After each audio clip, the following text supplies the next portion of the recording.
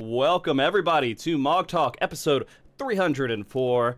Today is June 15th, 2024. If you guys are unfamiliar with MogTalk, it's a show based around the Final Fantasy XIV community discussing Savage rating all the way to Chocobo racing. And we have some amazing guests on today to talk about one of our favorite topics, which is rating in the game and also what it's going to look like in Dawntrail. Now, we got some people who are really good at yapping, so it's going to be a fun show. Let me go ahead and introduce them to you, or at least let them introduce themselves. Arthars, tell everybody who you are, dude. Definitely not me. The yapper is definitely not me. I'm Arthars. Yeah, what's up, man? I play Final Fantasy. Yes, nice to meet you. Good. See, I didn't yap. Nice. All right. Sfia. Nope, I'm Sfia. I'm obviously one of the people very happy about caster changes upcoming in the expansion. Mm-hmm. And also definitely not a yapper. I don't talk at all. Okay, not cool. once. Yeah, I've never heard you. Yeah. Weird voice. All right, Sharon. I'm Seren. I'm British. I try not to yap, but sometimes it happens, especially when we talk about fizz ranged.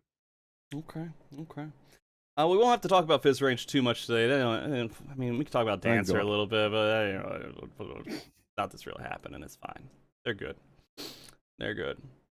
But yeah, guys, I want this to be very clear as we get into this show.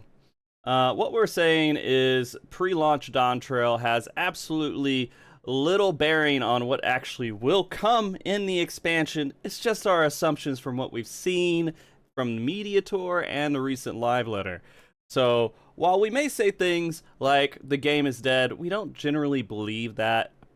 I think, right? It's more of like, hey, we're just having a fun conversation talking about the shit we just saw. Don't take it so seriously, okay? That's all I'm asking. Before we start this conversation, just don't take it so seriously, okay?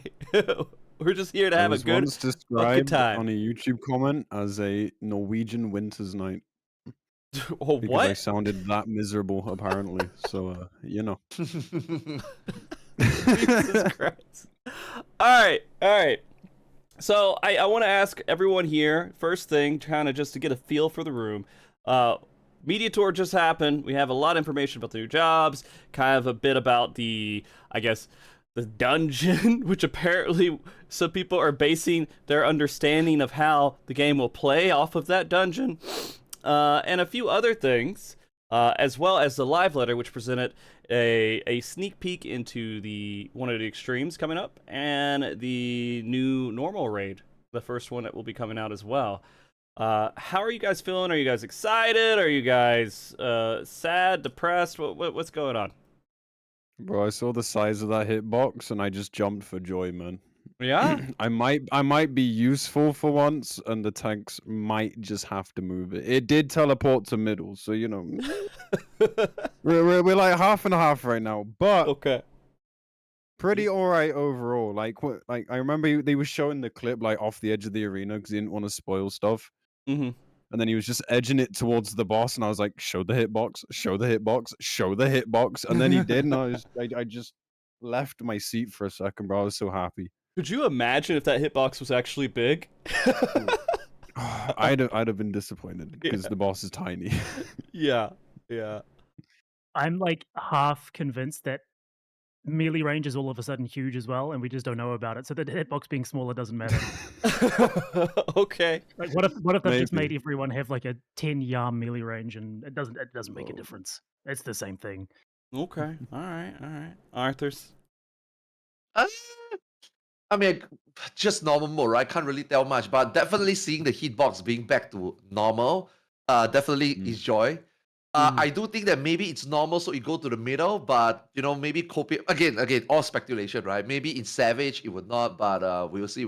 But man, it looks good though. Like, you know, raiding has always been like, oh my god, so story centric, so like important, so edgy, so like a lot of things at stake. But this time it does feel like, yeah, you know, not all raid needs to have like a comprehensive story, right? It can be like, I mean, who knows? Maybe there's still story in there, but it does look like it's just gonna be a fun time. And I love the commentary for the ornament kind of feel, you know? Yeah.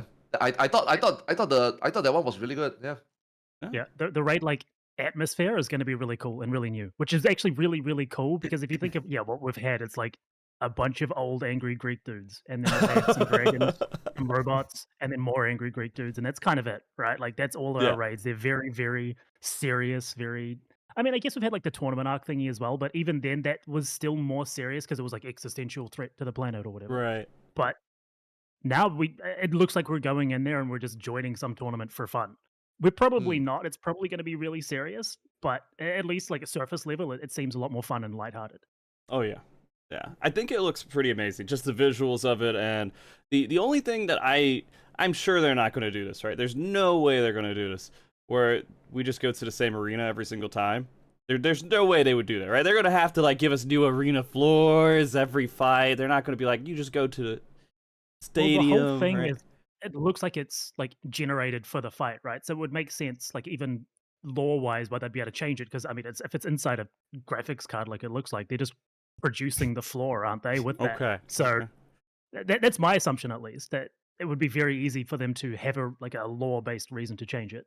Okay, But so could be like wrong. we would maybe Ooh. keep the same ring of like the audience will be the same around us, but the floor Yeah, maybe I was change? just about Yeah. I was just about to say, just now I say that it's so lighthearted, it's so fun, right? Like when you look at anime, right? When you have tournament arcs like that, usually it will get to the point that when you're having like intense fight, the crowd will like, there will be like holes in the seats, there will be crowd dying, running away. Ooh, like whether we will get that, Oh, Like you mean turn like four, right? the Shit crowd gets serious. dying? Yeah. I'd also imagine that as we get to the higher floors, the fight's more serious, so we're gonna have like a bigger crowd, more people there, that sort of thing. Yeah. Like you get the sold out stadium, that sort of stuff. Maybe, Mm, maybe. Good okay. ideas. Maybe. Yeah, no, I can see it. I mean, like, yeah, and it looks really neat. It looks like it's just gonna be a fun raid tier in general, at least visually and conceptually. The mechanics, and I've said this, and I've gotten so much shit for saying it, are very stale. There's nothing mechanically with the normal first 10 minute of the fight. It's the first fight. Yeah, it's fine. I was hoping we'd see something, but it was a little sad. So Yes. the interesting thing that I noticed from those mechanics is like it's pretty much Ericthonios again, but just faster, right? Like if you think about Ericthonios and P1 normal, that dude like puts down his little thing and then he swings it around for a while and then he does like a 50% cleave. Mm. Think how much faster Black Cat did that. Like way faster. Now I it could mean, be that it it's going to be a kind higher of tempo, or it could it just be that kind of it's going to lines be a up. higher pace. Yeah. It kind Sorry, of carry lines on. up with what Yoshi said, right? Like you said, he was getting bored himself, and we've seen a lot of just variations of stack and spread with various degrees of punishment. So it could just be that they've elected, and we've only seen the normal raid, like we don't really know, but it could just be they've elected for like speed, which is great for me. Like I love speed in fights, like puzzles and stuff. Like take, I don't know, like Aloe Island for instance. Like I can't do it, man. Like my brain just cannot do it. But like speed and dancing and stuff, like I can do that shit all day. So if that's one of their philosophies, then I'm gonna have a good time, I think. Was it fast? It didn't For feel a normal fast mode, to I me. think so. Yeah. Okay. It was markedly faster than, like, as Sfia said, P1. Absolutely, yeah. Okay. Yeah. That bar is very low though. Like that fight is molasses. It is, but Atrociously slow. Yeah. Okay. Yeah, I mean, we have no clue. We literally don't know what Savage is going to look like. I did want them to actually take the interesting fight design mechanic theory to other pieces of content outside of Savage and Ultimate. Like, you don't have to make it difficult, but make it fun, right? That was the whole conversation that they were having before, was that they're not trying to make things harder, they're just trying to make things more interesting, right? And so I was hoping that theory would, go into some other pieces of content besides Savage and Ultimate, but it looks like it might be just focused on that. So we'll find out in 2.5 months, right? Well, the extreme. Not that Not long. far away, yeah. Well, no, a month and a half, right? You're right. A month Yeah, and a yeah. half, we'll Yeah. find out, and then in a half of a month, we'll find out what they want to do with extremes, right? If they're going to make those interesting or not, too. But yeah, we saw a peek of like the giant snake dragon boss, right? But they didn't really do much with it, yeah? No. I mean, we've seen like one cast bar, one debuff, and there's like a little snippet in the trailer as well of like some other stuff going on, but it's like it's very, very not saying much. There's Hmm. they've kept most of that fight very, very hidden, which I think is good. Yeah. Um, We know it's level we have 93. yeah, Start. we're also. I'm pretty sure everybody that enjoys raids is going to be doing those fights because the mount is so sick. Oh, the wings? Yeah. Yeah. Yeah, definitely unique. You know, being able to have you are the mount, right? I guess in a way. So what does that mean? The mount's gonna like the end mount's gonna be. I don't know. I mean, they could do the whole like several wing thing. You know how you like look like you have like big angel type thing, but they could just do something else entirely as well. Or maybe what if we just get different body parts from every single trial, and we just make this big like mecha suit type thing? Cool. That So the could happen arms too, fly, right? Yeah, exactly. Okay. Yeah. They're just flapping really hard, and that's the mount. Okay, I got it. All right. We've got flying elephants. I mean, we can have flying arms too, right? Oh, that's fair. Yeah. There isn't like they don't have to follow the theme of the wings either for whatever the end mount is going to be, because I don't think the Bahamut mount that we got was anything in relation to that whole series either. Yeah. So Yeah. it could be anything. It was just FF4, right? It was just hitting home the whole FF4 thing. Yeah. Well, all that being said, too, I mean, the community, I've heard a lot of different thoughts out there. The funniest one is the healer strike that is out there, and I think it's just worth at least talking about. I mean, it's just really a forum post, right? It's a forum post that kind of blew up and got popular. Yeah? Sure. Sure, we'll say that. What, is it more than that? I mean, that's all it feels like. Have any of you actually talked to like someone who plays healer and they're like, oh yeah, I'm not going to play healer because fuck them. No. We know anyone? This is just not a thing to be upset about. This is how dungeons have been forever. Like, God, if these people knew how many times people did expert right now of a fucking warrior and 3 DPS, like, they'd lose their minds, bro. Mm-hmm. Like, it's crazy. It's why I just don't believe people are, like, actually this upset. I think it's just more forum bait that got a bit out of control. I was scrolling through my phone the other day, and and there was an article. Like, I can't remember what the place was called. I don't think it was anywhere that big, but anyway, like there was an article about like FF14 healers going on strike, and I'm just like, oh my God. Sorry, someone else. So, I talked a bit about it in pre-show, but the craziest thing to me is that this is where the healer strike, like this is where they draw the line in the sand. The single leveling dungeon done without a healer. Let's ignore fucking top being done on expansion this expansion. And like, you know, everything's still relevant. They did what is widely regarded as the hardest piece of content the game has ever had without healers. But no, we really care about this dungeon experience. Okay, you can say they engage with that more, but like, if you're gonna complain about the thing that is the most polarizing and how difficult it is with and without. There are like sentiments that I can kind of understand about why you're upset about healer, like sort of existence, and it's mostly to do with, I think, if your job can be done without you being there, your like identity and your class fantasy can't be that strong, right? Like imagine you could do all fights without any DPS because tanks and healers just did enough damage. You'd be like, oh, why am I playing a DPS, right? Like my niche, my wheelhouse isn't being rewarded. Or if all of the busters in the game could just be taken by DPS, you'd be like, playing a tank feels like shit, or the threat could be managed by DPS. You'd say the same thing.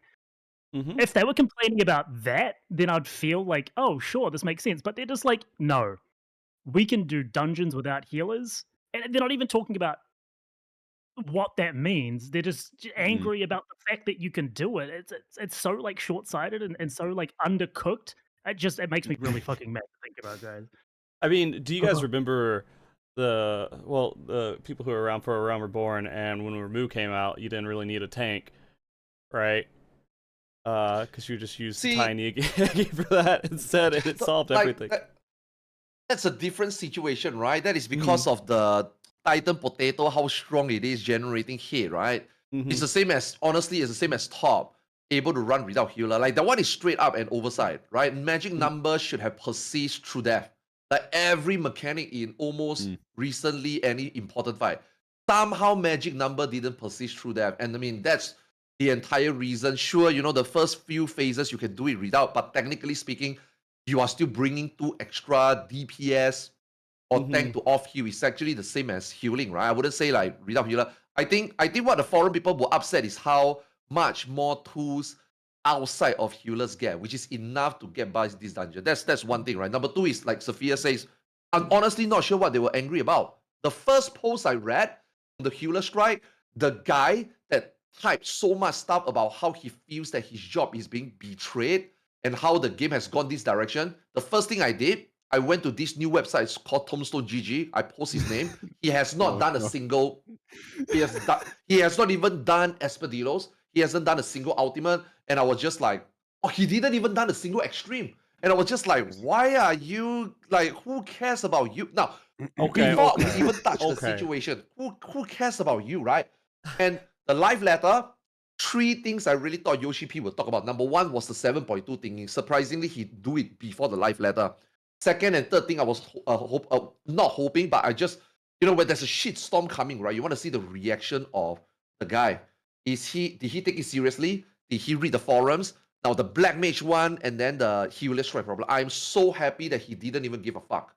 To him, it's just like, bro, shut the fuck up. Like, who cares? You know, like, there are bigger things to worry about, and these healer are worrying about this. Like, dude, but Summoner, physical range are probably on suicide watch, you know? And Black Mage probably have a way bigger problem than you, and you guys thought it's a problem? And all because of a video that I was there. I mean, I was in the video, right? When I went to the media tour and we did the dungeon, me, Whoops, Lama, Zeno, when we finished it, I was like, before we started, I was like, wait, should I go Scholar? I can heal, right? And then Zeno is like, oh, no, whatever, just go. We see whether it can be done without healer. And when we did it, I was just like, we cannot upload this. If we upload this, right, people will go crazy. He's like, why not? I say, because you need to understand this video, right? When we go to media tour, this video is to make for everybody. Even for people who don't play the game or people who are coming to the game. It's kind of don't put a good look. It's going to be like, healers is going to be so mad. And he's like, no, that's the thing. It will be funny. I'm going to do it. And then when it finally happened, and the next day, Lama is like, yo, Arthars, I think we just caused a strike. Like, what the fuck are you talking about? And then I saw the post. I was like, oh, boy. Oh, my God. Here we go, you know? It's crazy to me that it's only really being talked about now, because this has been happening forever. Like, every single dungeon speedrun that's been in existence for the last 4 years has been 0 healed. And it's not just Warrior. It's every other tank. Except Dark Knight most of the time, but like Gunbreaker can do it, Paladin can do it. Like, it's not exclusively limited to Warrior plus 3 DPS. They can all do it. It's entirely a content design problem, because it's not as if healers aren't strong enough. What do they want? They want healers to be stronger. No, that's completely wrong. They're already ridiculous. The problem is the content design. They need to reward healers healing, or require healers healing, as opposed to just like this beefy boy who does it at the same time. They kind of do that in some manner with White Mage, right? They're like, if you heal, then you get your big misery, right? Whatever, you get your big blood lily thing at the end of it. And so they've tried a couple different things, but it's obvious, like, when they're in the healer design phase, like, the issue comes in. There's a lot of hard mechanics. Like you guys were saying, at the end, they should have fixed it to where there's no way they could have done it without a healer. But it shouldn't be a hard mechanic that says, hey, you don't have a healer, you lose. It needs to be functionally, you can't do it without a healer due to the core of it needing the heal to fight and everything else. But that's a whole fucking thing of balancing fights that, when they change that, will not fit in old raid design at all. 100%. It kills a lot of that shit immediately. Like, it's clearly a design problem, right? Like, okay, good players will always find. Okay. Let me. I don't want to put it that way. Let me not say good players. Otherwise, casual will think that we are trying to, cut them out. Like Sfia says, every tank can do it. Anyone can do it. It's not like it's rocket science or too difficult. It's just whether you want to do it, right? And honestly, even if they are casual players and they change it and they try it, they could do it. They will also realize that, wow, actually, this is not because healer is bad. This is just because why are content so easy? And I think I watched a video regarding after the strike. There was a few videos going out, right? And people were talking about how the game is designed this way so that anyone, without any background of Final Fantasy, who do not know how to play the game, can come in and enjoy the story. That's why the fights are being made in a way that anybody is expected to do it. That right there, for me, that's the problem with Dungeon. Why is content being created this way? What do you mean? Like, is this a standard now? Are people being brainwashed that easy content now should just be face roll because everybody should be able to access it? And when I say everybody, and the editor pointed out himself, so that anyone who don't know anything about the game can go through it. Like, what? What's the point of playing games then? Like, even in the normal Final Fantasy game, right?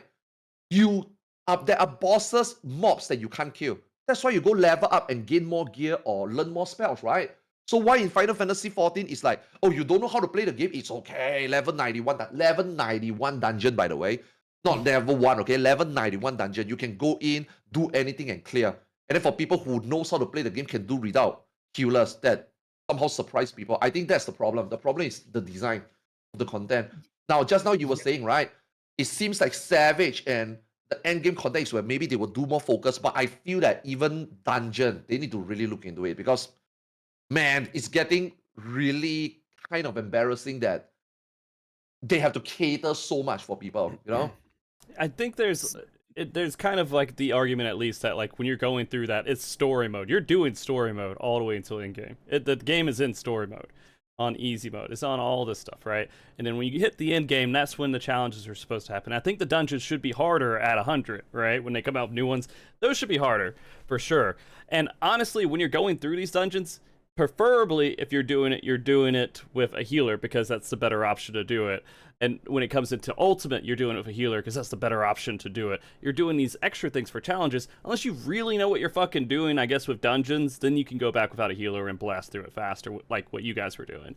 And so I do want to say real quick for sure that just from eyeballing, there seems to be a really big crossover between people who, okay, stay with me on this one. There's a big crossover between people who actively don't want you to skip the story and people who want dungeons to be easy. And I think that's really backwards because if you're saying that you shouldn't skip the story and go through all 91 levels to get to this point, then you should absolutely be capable of doing a difficult dungeon by that point. You're saying that this is not for completely fresh new players who are skipping the story. Yeah. So why is it piss easy? It doesn't make sense. There's just a logical gap there that is blowing my mind. There's a lot of logical like gaps. tanking, right? Like you see tanks just being like so nervous still, even in like late game dungeons, like doing one pack at a time, and you see them just press absolutely nothing, and it's like, how are you getting to this point without pressing anything? Like let's be clear here, like dungeons shouldn't be this way, like as everyone is saying. Like we've made fun of like the whole healer strike thing, but yeah, like it shouldn't be this way. But the problem is that like there are still like such a number of people out there that just don't even want to try. That it's almost like SC are like trying to strike this balance. It's almost like they're aware of it. But at the end of the day, like dungeons are like a pillar of MMO content, and so therefore you need to provide that like satisfying gameplay loop. And like their comments around it have simply been like, oh well, we have this blueprint and we're not going to change it because it makes it easy. Meanwhile, they've released less and less dungeons and they've gotten seemingly easier and easier. They're releasing less dungeons. The shit out of me, man. The argument is they're releasing other content because they're not releasing those dungeons, right? Like Criterion, things like that.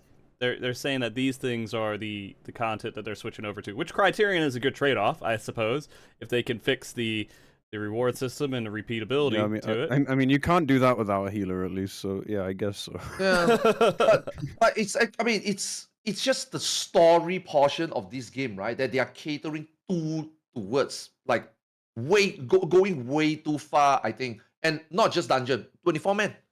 Like one can argue that Myth of Eorzea, the entire raid here is literally a dungeon. Like that is not even in what we consider just a couple expansions ago. I cannot believe that I'm saying this. Even Nier, that felt more 24 man than this 24 man. Like for me, Nier raid was like Puppet's bunker and the tower is literally bottom line already. They still managed to exceed that. Why? because it's myth of Eosia, because it's story. So the 24-man also loses its substance. It's like, look, man, we are not like Saren was saying, right? We are not trying to say that make the dungeon hard, like holy shit, now you really need a hero that everybody need to play at their best. No, but not the way it is now. Like the dungeon timer is 90 minutes, right? We could expert with or without healer, playing with normal players or good players, the difference is only 5 minutes. Unless it's like really, really bad, it's still 20 minutes max. When we say raise the difficulty a little bit, make players try a little bit, make the content more engaging a little bit, we are just talking about you can clear within the hour still. We are not saying that, oh my God, I could spend 90 minutes and can't clear. No, we are not talking about double keep, like back then in 2.0, right? So same for the 24-man, right? We are not talking about it's a weekly lockout. We are not talking about right now it's one pool, you get it done, or 2 pools max per boss, or you don't wipe anymore, basically. Back then it was like, oh, maybe a whole instance you can't clear. Okay, maybe Evilist is a little bit too hard for new players, but there has to be somewhere in between, right? You try, you clear it within the lockout, you don't, you casually play, you still clear within the week. Like, we are talking about just a slight bump for people to try. Because right now, nada. Nothing. I'm pretty sure, I'm fairly confident Square Enix groups this type of content into 2 different sections. Dungeons and Alliance raids and normal raids, those are all like in this one little group of anyone can do it, doesn't fucking matter. Then they put in like Extreme, Savage, Ultimate, Criterion. Takes some effort and some trying to do it. Extremes aren't like hard content, but it's hard enough, right? To where people can fail and leave and get upset over it and stuff.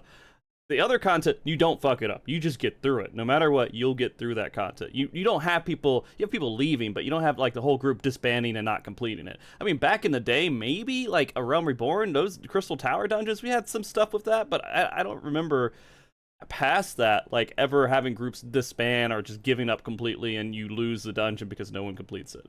Right? I mean, I remember in Evilis, like there was like, so Evilis, we Okay, had fair. Orbon.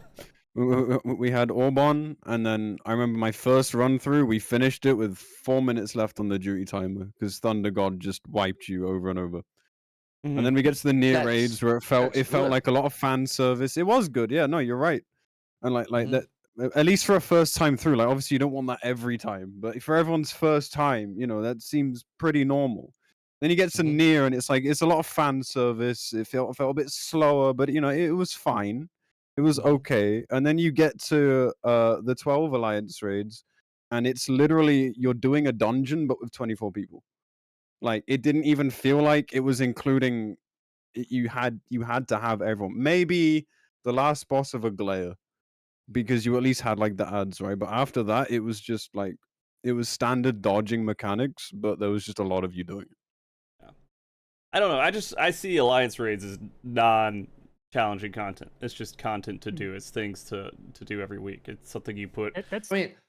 That's more of a recent thing, though, for sure. Like, if you think historically, if they lumped them together, there wouldn't be that difference between like Weeping City and regular dungeons back in Heaven's Ward. They were on 2 different levels for sure. Same thing in Stormblood. I think it's only really Shadowbringers and Endwalker that they've actually been like firmly stuck in this shit is easy bracket. And that's kind of where we are now. So whether or not Vanadil will be the same, I don't know, because I'm scared because Final Fantasy XI, in my opinion, is a garbage game, and I'm just scared that because of that, they're going to make it, for garbage gamers. So it's going to be piss easy. Okay. This is where I help to assure you a little bit. At the same time, also share your concern. I agree with that. But at the same time, as a 11 player, right, I can tell you the depth, right? The game is harder or challenging in a different reason. Like today, garbage game. But back then, for what it is, definitely one of those up there, not just for combat reason or high octane gameplay reason, but just, replayability, farmability, whatever. But my point is, right, if you tell me you're going to involve 11 developer to vet through it, and then your dev teams are also veteran 11 players, I'm going to hold you to that, because this means that you are going to definitely raise the standard and you have a baseline of expectation to meet to make it even past your own acceptance test and QA. So it cannot be the 12, because there's no way 12 is like Frosty say, just made for people to clear. for story, Hmm. just so that everybody can do it. But the way they talk about the Echoes of Vanadale, it does seem that there will be a little bit of standard. So, I mean, at the end of the day, I don't think it will be a thing that, oh my God, you cannot complete within the lockout. I just hope that that is a fun reason to do, right? Because again, the most recent 24-man is just, I think it's unacceptable on a 24-man level, right? I don't think they want to repeat that. And But I I mean, hope like, they don't look at that as a good line, you know? Yeah. if they go in that direction and the Alliance 24-mans are still the same and everything, as long as they give us a fucking DRS, are we okay with that? Right? Or like, no, we're not fair. We're not happy trading those two off. Yeah, DRS is what like do a you mean one-time thing trading? almost. Okay. What do you mean trading, Frosty? We already traded. That's why the 24-man become what it is today. What do you like? It's like Frosty. It's like I put on the table 2 Big Macs and I tell you you can get 2 for 5, and then I suddenly take 1 away and I say, okay, you can get 1 for 4, and then you're like, bro, what's so expensive? And I put it back and I say, how about these 2 for 5? And then you're like, wow, what a good deal. No, the deal was already there and it was taken away. Okay. So what do you mean trade? See, that's the problem. That's the brainwash. That's the expectancy you guys are thinking now. That's the problem, right? That's not acceptable. No. Sorry, you made it all clear to me with the Big Mac analogy. I appreciate it. Yeah. No. Okay. All right. So we want like challenging 24-man dungeons. We want challenging open world areas. It doesn't need to be challenging. I don't think challenging is the right word. It just needs to be engaging. It needs to be engaging. It needs to make you want to be in there. Does it need to make you want to do it more than super hard. once? I think so. Yeah. Considering we have to do an expert dungeon for like 8 months, like, yeah, please. Honestly, like, it's so boring after like the second. But here's the thing: time. Criterion is good content, but you don't do that more than once, right? So what do they do about alliances to make you get in there more often? I mean, that you already do. That's the thing, right? Like alliances, especially for casual players, they actively want to be there because of the reward. The reward system there is well established. It's good, right? It's catch-up mechanics for both this, like the 10 below max eye level gear and the upgrade materials. You get your twines, your coats, those sorts of things. So that's already there. But if you're like not absolutely, I don't know how to say this nicely. If you're not really bad at the game, you don't like doing it, right? I don't like. I've never done it more than once. I don't know. I've never needed the gear that badly from it. I've always been able to get the gear I needed. Like it never seemed like it was a requirement. Because all right, so when it comes out, it's coming out when 3 months after Savage, right? 4 months after Savage. One patch. Yeah. So you have 16 weeks of loot from Savage. So I mean, this is like if you're upgrading alts and alts and alts and alts, and if you're maybe it takes you a long time to get the gear over there, then you get into that catch up of getting a little bit more for your alts. But I've never felt like it was really that great for catch up mechanics. I mean, if you're talking about reward, I mean, sure, it's not. I mean, that's the whole conversation, right? But you know, we are like me and Sfia are mainly talking about engagement of the content. Yeah, sure, it's once done a week, and like you said, after the first week, or even not even the first week, if you don't need gear, you don't do it. Sure, but if it's fun, I think people. I mean, I'm not saying that it's not fun now, right? I'm not saying it's not fun. I think it's not fun enough. We just want it to be fun enough. We don't need it to be challenging. I already see people, like you see, here's the thing, right? Final Fantasy 14 players this community doesn't seem to understand the middle. To them, it's always, oh my God, Sfia, Saren, and Arthur say this, they are just endgame play, they don't care about. No, we didn't say that. We didn't say it's challenging to the point that only we can clear it. That's not what we mean. We said just more engaging, more fun. You don't know what it is because maybe you're new players, you don't really know what it is. You never play Evilist. Maybe you don't know what real fun is. Maybe you don't know you have that in you. But the game doesn't help by not conditioning you to that. That's why Llama also said to Yoshi P, is there anything in between that can improve player? Because right now there is a gap that players don't feel like they need to improve. They don't know they can improve. So I think the game should provide them a little bit, especially for a content that only comes out every 9 months. And then, like you say, Frosty, sometimes some people don't even feel the need to do it. So I think it's important that you at least make it a little bit more fun and engaging, you know? Okay, so yeah, I mean, like, go ahead. I mean, like, I for one, I mean, obviously we're in the minority as content creators, but like, I enjoy running through the Alliance raid every week, like with chat. Like Really? just for a coin, just for fun, like play an alt job, just fuck around, have a good time, right? But this time round, like I didn't feel like doing that for very long, especially not with the last one, just because it was more boring. It's not about being hard. I don't care about it being hard. Like I like seeing Yep. some chaos. That's completely okay. We don't want really hard in content that doesn't need to be. We just want something fun that isn't slow as shit and does like loops after like 2 minutes. Or Some of dies the most after 2 minutes when you have gear. some of the most memorable 24-mans to me, other than like Thunder God said, but that's like that one was pretty divisive, and I think it was too hard for most players. Mm-hmm. But like Mhm. Ozma wasn't difficult, but it was fun, and there was chaos, and it was super recoverable, and it was a short enough fight that if you did catastrophically mess it up, you would there straight away, and you'd get through it quickly anyway. Or like Yasmet, for example, where he just turns in random directions and just fucking steamrolls people. Mm-hmm. And it was fun. It was a chaos. It was a Yeah. mess. It was fun. Like everybody died to it, but it wasn't super punishing to the point where you just wipe. And that was fine. And now we've just got like literal dungeon bosses saying stand in the spot, or you've got. I'm trying to think of fun mechanics we had. I think the most single fun mechanic from this entire 24-man series was the weighing of the souls thing at the end of Aglaya. Other than that, everything else felt very empty. Mm-hmm. Mm. I mean, to be honest, like by the time you get to that boss in the glare, like, and then someone trolls goes onto the other side and wipes everyone, like at that point, I'm just annoyed because I was bored getting there. If I'd had fun getting there, like it would have been fine. I wouldn't have cared. But at that Mm. point, like I'm just being trolled and I just want to get out. Okay. Well, I didn't actually think we were going to be talking about alliance raids at all during this show, but that is interesting. I mean, it's pretty important. I think Yeah. they're a good The direction. example of Yeah. they're a good example of the direction as well as dungeons. So Yeah. No, you're right. You're right. And it would be cool to see.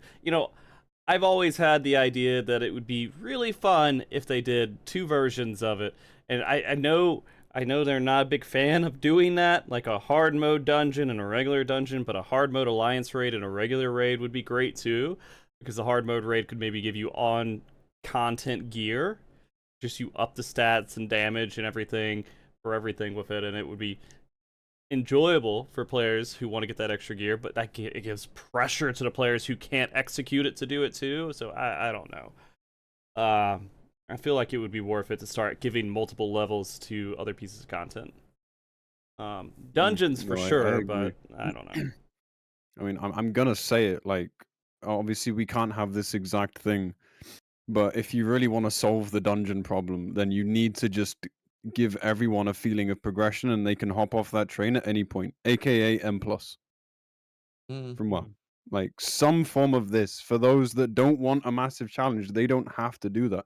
But for those that want to keep dungeons going and make them harder and more fun, then some kind of scaling or affixes or extra mechanics or like something along those lines, I think would go a long way here, because then no one can complain because everyone's doing it at their own level, and we don't have this idea of, oh, it's way too easy or it's way too hard for whoever dungeons are So hard for. I don't know.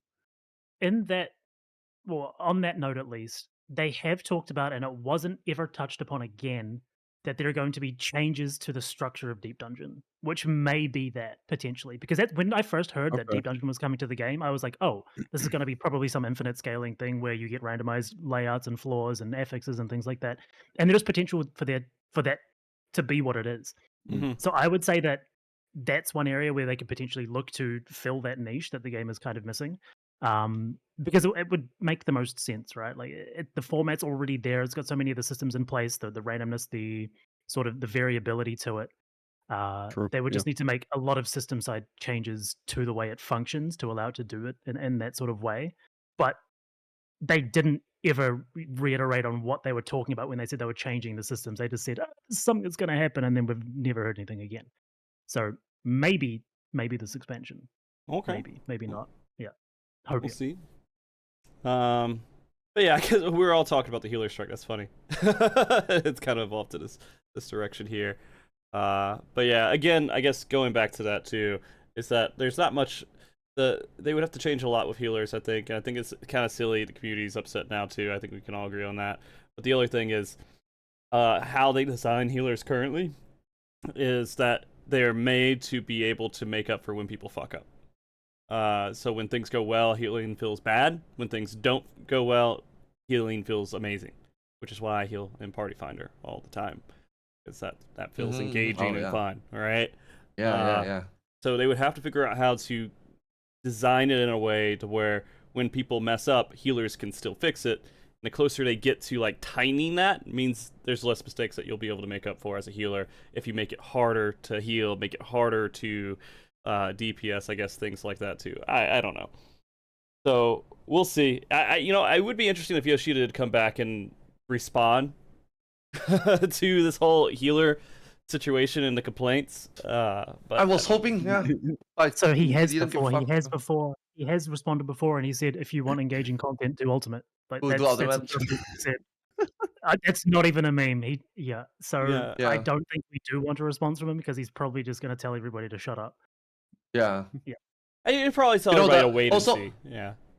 Also, the whole media tour interview and stuff, he already reiterated a lot of times already. Feedback is important, but he reached to the point that he don't think that all feedback needs to be seriously considered anymore. Because that's what happened when they took so seriously of every single feedback, and now they make the game the way it is, and they went too conservative on that. And when they want to push a little more, they feel that they can't. Now 7.0, again, this is all he says. Do we believe him? We will need to see. But he's just like sick of, TLDR, he's sick of the feedback. If it's important, good. If it's not, he's just going to sweep it under the rug, going to do the things he believed that he and the developer should do. And if it turns out to be bad, they will fix it again, or he will just apologize for it. But otherwise, he drew the line now already, and seeing him, and again, seeing him not even talk about it, about the healer strike, I just feel like, yes, don't have to, Yeah. On a quick side note, Sfia is wearing a bird. For anyone who's curious. This is not a cross. This is a seagull. It keeps talking about it. We talked Everyone about it before the praying show. in chat just now, man. What is it? Since I've seen it over and over and over again, it's a bird. Okay. The other stuff besides the healer stuff was the black mage and monk stuff, right? Black mage, is that a new job? I heard that doesn't exist anymore, right? Right. All right, tell me your thoughts. Seriously, tell me your thoughts on black mage. Let's hit it. I will give the floor to them. Yeah. Go Sfia. We've talked a lot in the past about why Black Mage is good and what makes it good and separates it from the rest of Final Fantasy in like a really healthy way that gives it depth but still accessibility. And they're like, you know what? Fuck that. And that's it. End of conversation. They've said you're going to get cookie cutter, basic. Everybody's going to be playing exactly the same way. Your room for expression and optimization is minimal, and the benefit to that is, I don't know. That's literally it. That's what's happened. That's the changes. It's more accessible. But it's not. It's exactly as accessible as it was before, if not worse. I don't. More understand. straightforward. It's clear. But it was before. You can still play normal and it still works. You know what I mean? It's not like you have to play the optimization level. But because that thing was taken away, that is the problem. Because it's not like you can't play like the way you're going to play in 7.0, like Sfia says. It's just because this job is unique, because you can play different. And that's now gone. Mm-hmm. Yeah, that is the problem. You know what I mean? That's what at least the Black Mages were upset about, among other things. But yeah, it seems really okay. It makes sense given the other changes they've historically made in terms of making things very binary, both in terms of like class design and fight design. Even like if you go back years and years and years ago, you'll see fights with lots of open-ended mechanics where you can sort of pick how you want to do it, as opposed to this is the correct way, it must be done this way. And like that isn't just fight design specific now, it's job design specific too. Like you had much more freeform rotations back then, and Black Mage was kind of a holdover of that, where it hadn't been like at a really baseline level changed in so long. It was just kind of iterated on itself and made into like a better version of what it was previously, as opposed to like stripped back and then modernized, I guess, in Final Fantasy. And so now it's had that everything taken away. It's going to be very on the rails, very Final Fantasy 14, which sucks, right? Because it was fun, it was great. Everybody who played Black Mage loved it. I don't think. Okay, so I have seen comments that people are happy for the change, but I think most of that comes from a lack of understanding Yeah. about why the job was the way that it was before, which is entirely on the game for not helping you understand why things are the way that they are. I mean, It's like if the game did a Good. better job of teaching, then that sort of fear of what Black Mage was or is right now wouldn't be there, and you'd have more people engaging with it. And anybody happy for these changes, in my opinion, literally didn't understand how the job worked, which is a 100%. problem from Square. Yeah. So I mean, I have a lot of old man thoughts, okay? I'm gonna be honest with you. There's a lot of stuff that, like, I played MMOs forever. I'm like, good, punishment's great. I don't give a fuck. You know, that's just how life is, right? And so I understand Black Mage. I understand why people liked it. I understand a lot of that stuff. I mean, not to the level of really good Black Mages, but I played it enough to at least have an understanding of why it's fun, right? Why it's enjoyable. And so, and I don't think I'm kind of semi against games holding your hand and explaining jobs completely to you and how to optimize them, right? I don't feel like we should be, and we're being forced into that corner, right? This is kind of them doing that in a way. They're like, this is very straightforward. This is how you play Black Mage. It makes sense to play Black Mage this way. It's locked in. And that does become a problem because we're modernizing, gameplay of these different jobs and everything, when I feel like it's a lot more enjoyable to have jobs up there and then let players figure it out, and people have to go to outside sources to figure out how to play these jobs optimally. They shouldn't just log in and be like, oh, okay, I win because I played a game, right? They need to be able to do a little bit of research, and people who go out there and try to excel, and the people who just log in and play the game, they're not going to do as great. That's just part of it, right? So exactly what you're saying right there about, like, you sort of, if you look at Black Mage as it is in 2 weeks' time, it's going to be very obvious to anybody who, like, reads your tooltips what you should be doing, right? Cast your 6 fire forwards, do your 2 spells and ice, repeat forever. That's exactly the same as it is right now. Mm-hmm. All they did was remove everything above that step up in terms of, like, I want to be more engaged. They just said no, which to me is crazy. I hate it. Yeah. I hate it. It's so, yeah. For me, right? Okay, you see, I mean, we on the caster show before, and I also talk about this, right? As like a neutral player standpoint. See, I all the things I'm about to say is gonna seem like they contradict one another, but that's where I stand, right? Like, I think Black Mage with those optimization is too difficult, but you don't have to play that way because I don't feel I need to play that way. But when I feel that I can improve, I want to improve, there is the factor for it. But the changes does make me happy that more people can play it. At the same time, I also can see why people get upset, why it got taken away. And then on the same time, like Sfia say, it's Final Fantasy 14. That's what they've been doing for every job. So we are surprised that we shouldn't be surprised, and then it changed, which is okay. And then at the same time, why do you change? Like, all these things combined is what makes it so messy. Like, because let's look at the same category. Summoner didn't have any input. They just done. And then Summoner player was just like stun lock for 2 years, 3 years, 2.5 years. And then now they're gonna get stun lock again for another 2.5 years. And it's like, man, like that's the thing that sucks about this game sometimes, It's like, why do you don't have to take it away, but you decided to, and people who don't understand would think that it's good. And people who understand would know why it's bad. And then it's just a mess. Overall, it's just a mess. Would they have done it any better? I don't know. But I think, all right, I think the healthiest way they should have done it is make it so that doing your standard 6 fire 4s was closer in terms of throughput to what non-standard was. That way they can balance around that, it's fine, and then like the top end can have their fun while getting very minor marginal gains. And that room for optimization still exists. That would have been the way that I think would have been most healthy. I think actually Sfia, you think?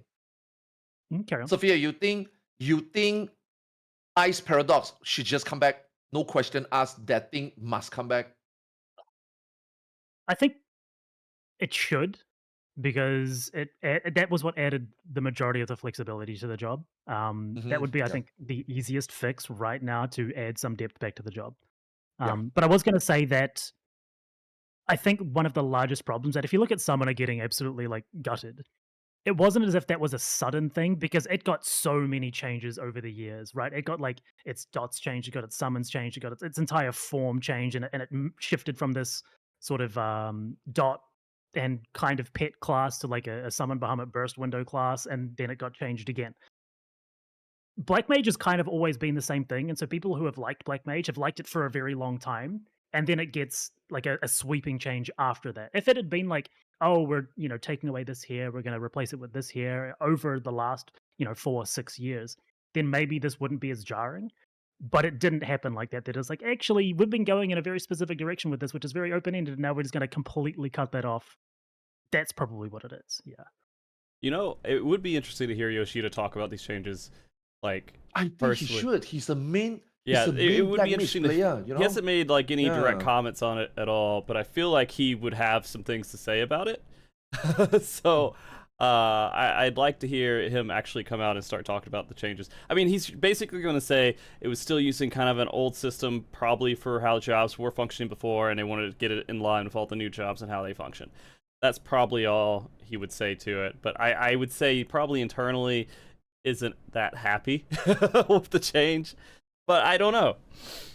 I think that when I play, this is funny, right? Because I used to be one trick pony, all this great stuff, and played one job. First job that I went and tried to seriously play was Black Mage, outside of what I was playing before, and I dove deep into it. And in every job after that, I was like, this feels kind of lame in comparison to what I just put all this work into figuring out Black Mage, understanding it, getting the positions and the timings, but everything else is just pretty tame in comparison. And so it is sad. I don't know. I mean, Pictomancer might fill that hole for some of us, but we'll see. But then again, you see Frosty, same Big Mac thing, man. Like, why does Black Mage has to give so that Pictomancer can offer that? You know what I mean? It's the same thing. And then now we are accepting the fact that it's okay if Black Mage got gutted, but Pictomancer is okay, then it's all okay. No, it shouldn't be like that. Someone doesn't need to sacrifice for something else to be good. Both can be good at the same time, I feel. Well, I mean, honestly, I wasn't expecting anything at all this expansion job-wise. I pretty much just assumed it was going to be there are a couple new tools in there and be done with it. I wasn't hoping for too much. What they have to impress us with are the fights themselves, right? If they can't do that, then we're kind of fucked. It's going to feel real bad if the fights aren't interesting and the content we're doing isn't interesting. It does help that they've put a lot of emphasis on that. Like, we're dealing with encounter design, we're dealing with fight design, we're changing fight design. Like, yeah, we get it, but like a lot rides on it with what they've done to Black Mage, how little they've done to jobs in general, like the overall job design philosophy they clearly have going. Credit where credit is due. Like the whole 7.2, we're gonna look at job design thing. A lot of people thought that meant, oh, it's changing 7.2. Like, no, like my prediction, maybe 7.4. We might see changes to jobs for the last tier. Maybe. It's 8.0. It's literally 8.0. It's 8.0. It is 8.0. Is it 100%. I mean, yeah. Like it has to be. Disappointing, but at least one. The way, all this doom and gloom, all these strikes, all this fear, again, 100% it really goes down to fight, because he also emphasized they cannot do everything. They don't. In fact, they don't want to do everything at once because it might completely overwhelm us. That set a pretty high expectation, because for all we know, if the fight is just crazy or a complete different direction, I mean, it doesn't need to be harder. It could be just a throw off, just change the way we play, and then the jobs being like that is suddenly feel like, okay, you know what, this is acceptable. Oh my god, luckily we don't have to try hard on this part. And then in 8.0 they did add it. I think that's a good step up, but it really depends. Like, I'm all here sitting like, guys, calm down, wait for the fight. Black Mage, okay, Black Mage is a more fundamental problem. That one is just, it doesn't matter about the fight, it's just a way of playing the game, the job, fun and optimized is just taken away. But if the fight is crazy, and then people think about it from a different perspective, then maybe that will take away some criticism. But right now, with just nothing that we have, and then the fact that the level 91 dungeon is being done like that for everybody to see, and then he also didn't show much about the raid, and it's normal raid and normal EX. I think there's a lot of things that we might not know. I think the developers are probably rubbing their hand like, I hope 2 more weeks. God, I'm hoping, 1 more dude. month. You don't know See how whether much they I'm can do- hoping. Yeah, I'm waiting. There is one thing that does concern me though, and it's that not just Black Mage, but virtually every job right now got made more streamlined. Like you have to play this way. Your I cycles was are way gonna more tight. say, Yeah, like, and I- True, and when true. and when they do that, it is more restrictive on the way they can make fights. Like if you remember Eden's verse, he apologized for making Raktapasta have a section which like punished dragoons, and he's like, "Sorry, we won't do this again." If every job in the game gets more and more strict about the way that it has to play, and they're still trying to make it so that every single job is like perfectly fine to play in every piece of content, that doesn't sound like a recipe for making engaging fights or fights that are difficult or new or exciting. It sounds like they're going to be way more strict. Like they have to be done exactly this way, and they can't be super creative with mechanics because they're catering for 19 jobs or something, which all play 21. very strict rotations. 21 now, yeah, very strict rotations. If they're doing that, it feels even more limited in what they can do. That's my biggest concern actually about the upcoming raid design is they keep making the jobs more strict, and if they're accounting for that in the encounter design, what do they do? What do we get? Yeah. Well, Siri, mean, what we're saying. they could- they hold could on, just- hold on, Arthurs, hold on. Yeah, Siri, go ahead, I know you're about to say something, so I wanted to give you the mic a second. So you were about to say something a moment ago, right? Me? Oh no, I was literally about to say what Sfia just said. Like, because Okay. these things are designed together, like, we know a lot rides on the encounter design, but because it has to work together, job design, like encounter design, might suffer because of the way job design is. So yeah, and I was just gonna say what he was gonna say.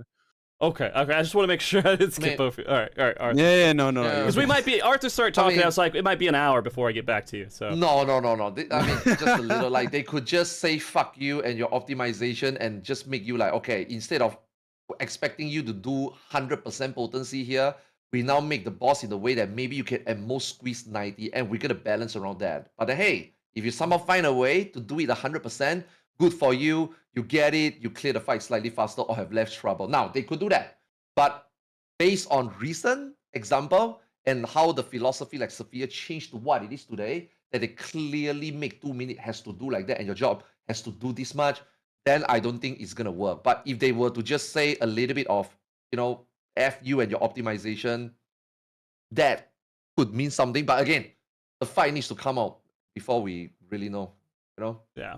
We have to see what the fights do. I mean, they could do a lot of creative things. Absolutely tons and tons of creative things with the fights that feel good. I mean, like, I 100% am someone who believes that openers should be different every single fight, right? You need to figure out what's an optimal opener for this fight versus that fight and everything else. Because that's fun, right? I do think there was a comment about how making job changes overall helps everyone versus, changing the fights up to be more interesting. But I think that's the opposite way around, because the easiest way to please everybody is to make more interesting fights. And then you have your jobs that would go in there. And this is probably a horrible analogy, but I'm going to try anyways, right? So Elden Ring are like Dark Souls games. You have a strong attack, you have a hard attack, you have a potion, right? Maybe some items. You don't really have a lot that you press, but you would say the fights are engaging or fun in some way, right? And so I don't know. I feel like the entire game is about the fights most of the time in Elden Ring, though. Yeah. Yeah, And so difficult fights. So now there's an opposite side to that in Final Fantasy, which is the job is the way in which you experience the entire game, not just raiding. You also do dungeons. You also do fates. You also do hunts. You also do treasure maps. All of this is like you're sitting in the vessel that is your job. That's like the lens through which you see and experience everything. So you can't just say, oh, we're going to make up for the simple jobs with raids, because then the rest of the time that you're in this boat that is your job, you're bored as shit. I mean, that's true too. I mean, that absolutely. But you also have to make it scaling for different skill levels, right? In some Absolutely. yeah. So I think it's a harder thing to tackle, like job balance and trying to get all of that shit worked out and making every job fun and every job balanced versus making some handful of fights difficult and fun and enjoyable. And then kind of go back from there. And after they get that philosophy, they can start applying that to other content and move forward. Then they can start messing around slowly with the jobs. And I think that is probably the proper way to handle it.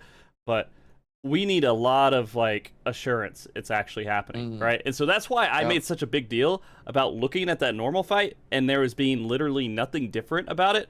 That was the time they could be like, oh, I wonder what this mechanic looks like. That's real crazy, isn't it? Well, you might see more of this coming up in Savage. That's kind of where I was going, and you know, when I first watched the live letter, is that we just need that assurance that we're getting this. And I'm hyper focused. Every single fucking fight, I'm gonna look at the mechanic and I'm gonna hyper analyze it, right? Because I have been put into a place where I have an expectation that this is gonna be really interesting. So yeah, I think from the point that the game is at now, they have to go fights first in terms of what they're going to change. Because if they just to make sweeping changes to the jobs, then they need to then change everything after the fact. If we had this conversation 6 years ago, before they started, you know, really going down the line that we're at now, then you could say like, oh yeah, we'll fix the jobs and then build the fights around that. But it's like it's so already there with the jobs that you kind of have to work backwards. You know what's funny? In my eyes. Yeah. Sfia, even though they made all these changes, we're still here. Right, we're complaining. Oh yeah, okay. The way that I think about it is this: they could turn my job into like healer DPS rotations, where it's just 1 dot 1 uke, but they give me a puzzle game to play every 4 months, so I'm happy because it's essentially what raiding is, right? You play a combat puzzle game every 4 to 8 months with a really cool encounters, and it's fun. But how everything else feels outside of that time determines how much I like the rest of the game, and that's mostly on job design. Right. Yeah. Like we know we like the game. Like these are not complaints that is gonna make us stop playing the game like the healer strike. We're not doomering, right? Like, we're not saying the game's over exactly, and we're gonna quit, right? We want the game to be better, and especially knowing that the dev watch all this stuff and take into consideration all this stuff. This is like a chance to make the game better. If the game stays the same for the next 10 years, I will still complain the next 10 years, but I will still play the game for the next 10 years, right? But you want it to be better. You know, we just want it to be better. Guys, we're gonna start getting sponsored by like hair grain products and stuff like that. Is this the future of Final Fantasy 14 content creators? The next 10 years, molding until we all lose the new diaper. Man, like, everyone in my family like goes bald, like my mom's side and my dad's side. Like the fact I still have hair is like a fucking miracle to me, man. If anything is gonna make me lose it, it is gonna be this game, I think. Yeah, because like we're hopelessly addicted, you know. Like for some of us, it's like our job basically. But just seeing it like continuously go downhill, it's just like, oh man, bro. Like, please don't make this hard, man. Don't make me don't make me stream every day. Like, yeah. No, man. Like, we all want to have fun, dude. Like, we all just want it to be better. Like, yeah, we're gonna play it. Of course, we're gonna play, but that doesn't mean you can't it doesn't mean you can't criticize. Like, if you, I've always believed strongly that if you care about something, you find flaws in it. If you don't find any flaws in something, I don't think you care enough. Yep. Yeah. But if you look at Twitter, you will absolutely know that complaining about the game is just a horrible sin, fundamentally wrong, and you're an asshole. Yeah. I mean, it's not even like, I don't know. There's just sometimes where I'm just talking and I'm like, fuck this game's, just whatever, It's just a comment too. It's not like the end of the world. It's just like I'm playing a game and I have a small reaction about, fuck it, this sucks. Why do people put so much stock into that? It doesn't really matter that much. It's fine. Enjoyment of a game, like even if you're playing a single player anything, you're going to have peaks and troughs in how much you enjoy it, right? Like there are going to be sections of the game which don't resonate with you. There are going to be sections of the game which really do. And like you don't sit there and look at the one section you didn't like and be like, I'm judging the entirety of the game based off this one thing. You can say this sucks, but you're not talking about the product as a whole. You're talking about this one little niche piece, especially in a game like Final Fantasy 14, where the entire bit is that it's like this huge, expansive sandbox where you get to experience fucking everything that they've created. So if I complain about fishing, I'm not saying that I hate Final Fantasy 14. I'm saying that I Yeah. specifically don't like fishing, right? Like, Right. fuck it. And it's all opinion based as well. I'm not Based. saying it's objectively bad. I'm saying I don't like it, which for some people, they're okay. This is a different conversation. It's not worth going down there. Yeah, who plays fishing in this game? Fishing's stupid. God damn. Okay, look, I have no. Fishing just took a stray right there. I actually don't mind fishing. I think it's fine. I think the fact that it has depth is great. It's just an example. I'm pretty I sure promise. some people Please just don't think come that for me, like fishers. content creators have more power than we actually do. And then like but then like if you actually look inside, they just see that like, you know, a lot of us don't even get invited to the media tour. Like Square Enix literally don't give a flying fuck what we think. And like honestly, neither should you. We're but we just sit here and spout opinions like everyone else. We're just lucky enough to have a voice that other people listen to sometimes. Yeah, we're just So, fucking talking, you know, dude. it's really, but yeah, like as Sfia said, this is another conversation. Yeah. Anyways, the other thing that's been going on in Fantasy 14 rating. Okay. Sorry. Hey man, you know, back in WoW, what was it? That one fucking fight you had to fish to fight a boss. You know? That's a thing. Oh, I remember someone talking about that. Yeah. Yeah. It was the serpent place or whatever. 20. I can't fucking remember what it was. Yeah, fucking bring that into the game. Make the fishers happy. You know? Jesus. Okay. The other thing the community is talking about a good bit right now is the release schedule and what they're releasing when they're releasing it, and the crafted gear is a huge discussion with a lot of people in the community. If I may play devil's advocate for a second. Sure. We have been used to this for many years in the past. Like, it's just gonna be this tier. They've acknowledged that like the week delay between normal and savage has gone pretty well. I won't speak for their balancing like experience, but that's another conversation. Like the crafted gear wise, like we've dealt with this before. It's not great. It kind of sucks because now we've had better, but you know we've dealt with this for a long time and it's been all right. It's just gonna be that rush again that no one likes. Yeah. But it should be fine. Like if you're doing like hardcore prog or whatever, you're just gonna have to find people to craft for you. And if you're not, then you probably don't need to care anyway. Oh, well, I mean, if you're playing devil's advocate right now, I guess I'm Satan, dude. I'm fine with it. All right. I'd like to hear everybody's thoughts on it because I mean, like, I do have some. I see the positive in it, but that's just because I'm a masochist, I guess. I don't fucking know, dude. Like, I see there's more to it than just God. Gear's gonna be more expensive, and we're not gonna have full crafted gear as soon as we go into raid. I don't think that's as big of a deal. I really don't. But then I mean, I live in a different world, I guess. So if you think about it from most people's experience, where they're going to jump into probably the first couple of fights in the first couple of days, or the first day even, you don't need crafted for that. We're going to have so much gear already from the trials and from your normal mode gear as well for 2 weeks that you're pretty close to 480. So the first two fights are not going to be gear dependent whatsoever. In that regard, people are making a bigger deal of it than it is. But if you go beyond that point, it just becomes more annoying than anything.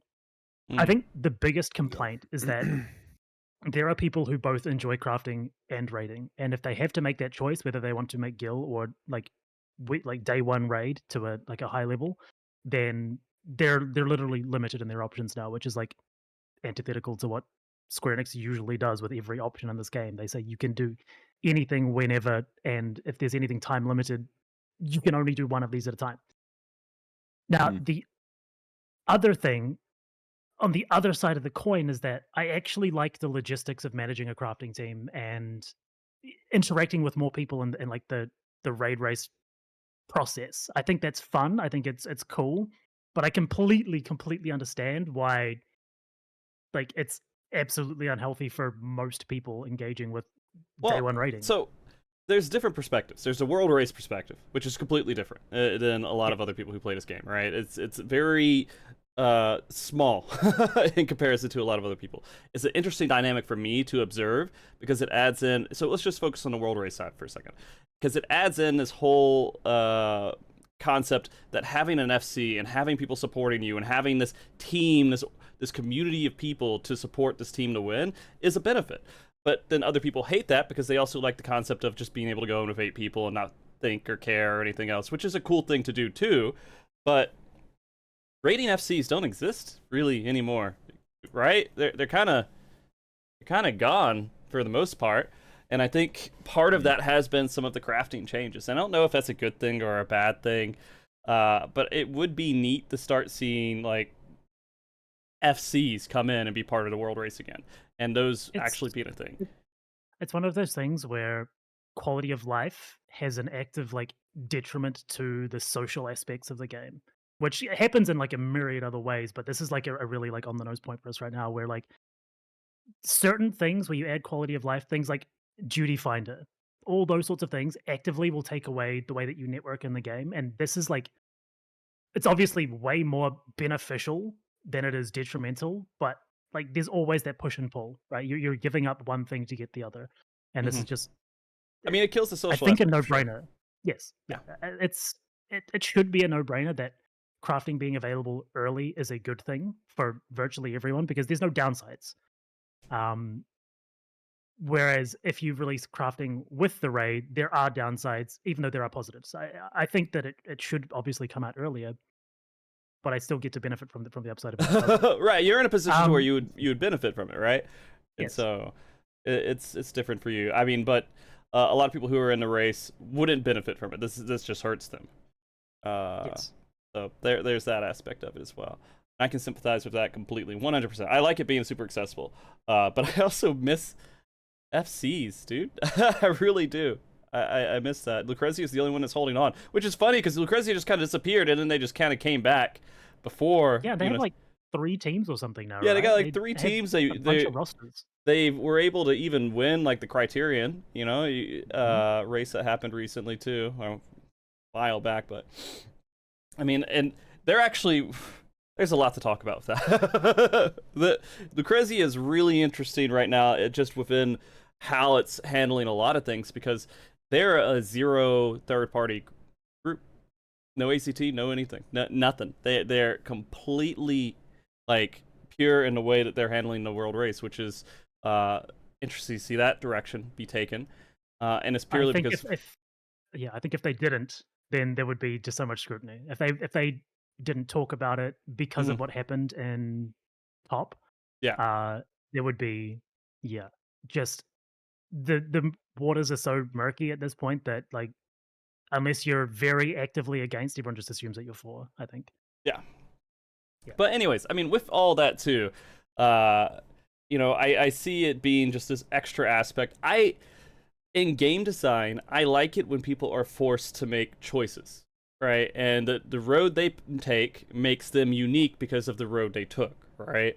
And so if I choose to do crafting when servers come up, I'm going to get all the benefits of all the crafting stuff that would come with it. If I choose to raid, I get the benefits of the raiding that I would have, the extra experience with the fights, everything from that aspect as well. If I save up a whole bunch of gil, I get the best of both fucking worlds, and it gives a reason to like sit there and prep for all this shit and everything else. Or socially, if I prep and have a lot of different people that I talk to, all right, that are willing to help and work with me, that will benefit me towards the world race. And so there's a lot of things that it adds in, and it helps grow these I think, are interesting, healthy things, but it makes things more difficult in ways that people don't enjoy. People don't enjoy talking to people. People don't enjoy fucking socializing. People don't enjoy preparing. People don't enjoy, having to make a choice. They want both. And I get it. That's exactly what they've done, like in several cases. Like if you think of Heaven's Ward Bard, you think of Black Mage now, anything that's divisive, they'll just remove the ability for it to have division in it and just say, here's the easy route, which is the way to make everybody not unhappy, I guess, which is good. There's one other thing that's different though, this tier, than just the crafting, which is tomes are different. And I think every single melee and fizz ranged player in the world is really happy about that. Wait a minute, what? Compared to previously in the last 2 tiers, or is it just this most recent one, tomes have come out sorry, the capped tomes have released earlier as well as the Oh. crafting gear, which is a really It big deal was the last two. because you could get a tome weapon on your melee, which means, oh, you're playing a samurai and a dancer. And it's like, that's just what you're doing. So you don't have to do that now, which is like huge, right? I think, again, like you said, choice is a really, really good thing. And the decisions that you make should have an impact. Mhm. But every week one group being, one quarter the exact same comp, Mhm. auto locked in is I think bad. So I'm really glad for this change. I think there's like they've done some things right, some things wrong this tier, and I think we need to have actual consolidated, good, constructive feedback in the right places so that they get the right information. Because they've talked about trying to take all feedback on board before, and like it's just they can't do it. Mhm. Maybe after this tier, there needs to be either a discussion or like a forum post or something which says, keep tomes the same way, don't have them come out early, make crafted gear come out early, and have a patch without 2 hours before the raid becomes available. That way, you minimize data mining. That way, you have um, no tomes before the race, and you have crafted gear already. All of those things combined would make like the perfect raid start, in my opinion. But they haven't gotten all of them at the same time yet. Yeah, the only thing that I guess the one other thing to throw into that is what's the point in normal raid gear? Substats. You can Yeah, I have was some gonna really bad say. substat pieces on crafted gear, which Okay. like yeah. Okay, It so you just might need a corrects piece or like two. skill speed mainly on things that just completely break down without certain breakpoints, like machinist, for instance. Well, not Mm, completely breaks down, but just becomes needlessly awkward when you just want to press 1, 2, 3 and focus on mechanics. yeah. I mean, That's and about it. there's also this whole concept of like you need to have all of this gear in order to enter the raid, and a lot of people need to be like in the best possible gear, pentamelted everything to approach like the first couple fights of a savage, and it's a little insane to think that. But I don't know. To race and be competitive, sure, but to go in there and do the fight, I don't think it's as required as people think it is. But No, absolutely not.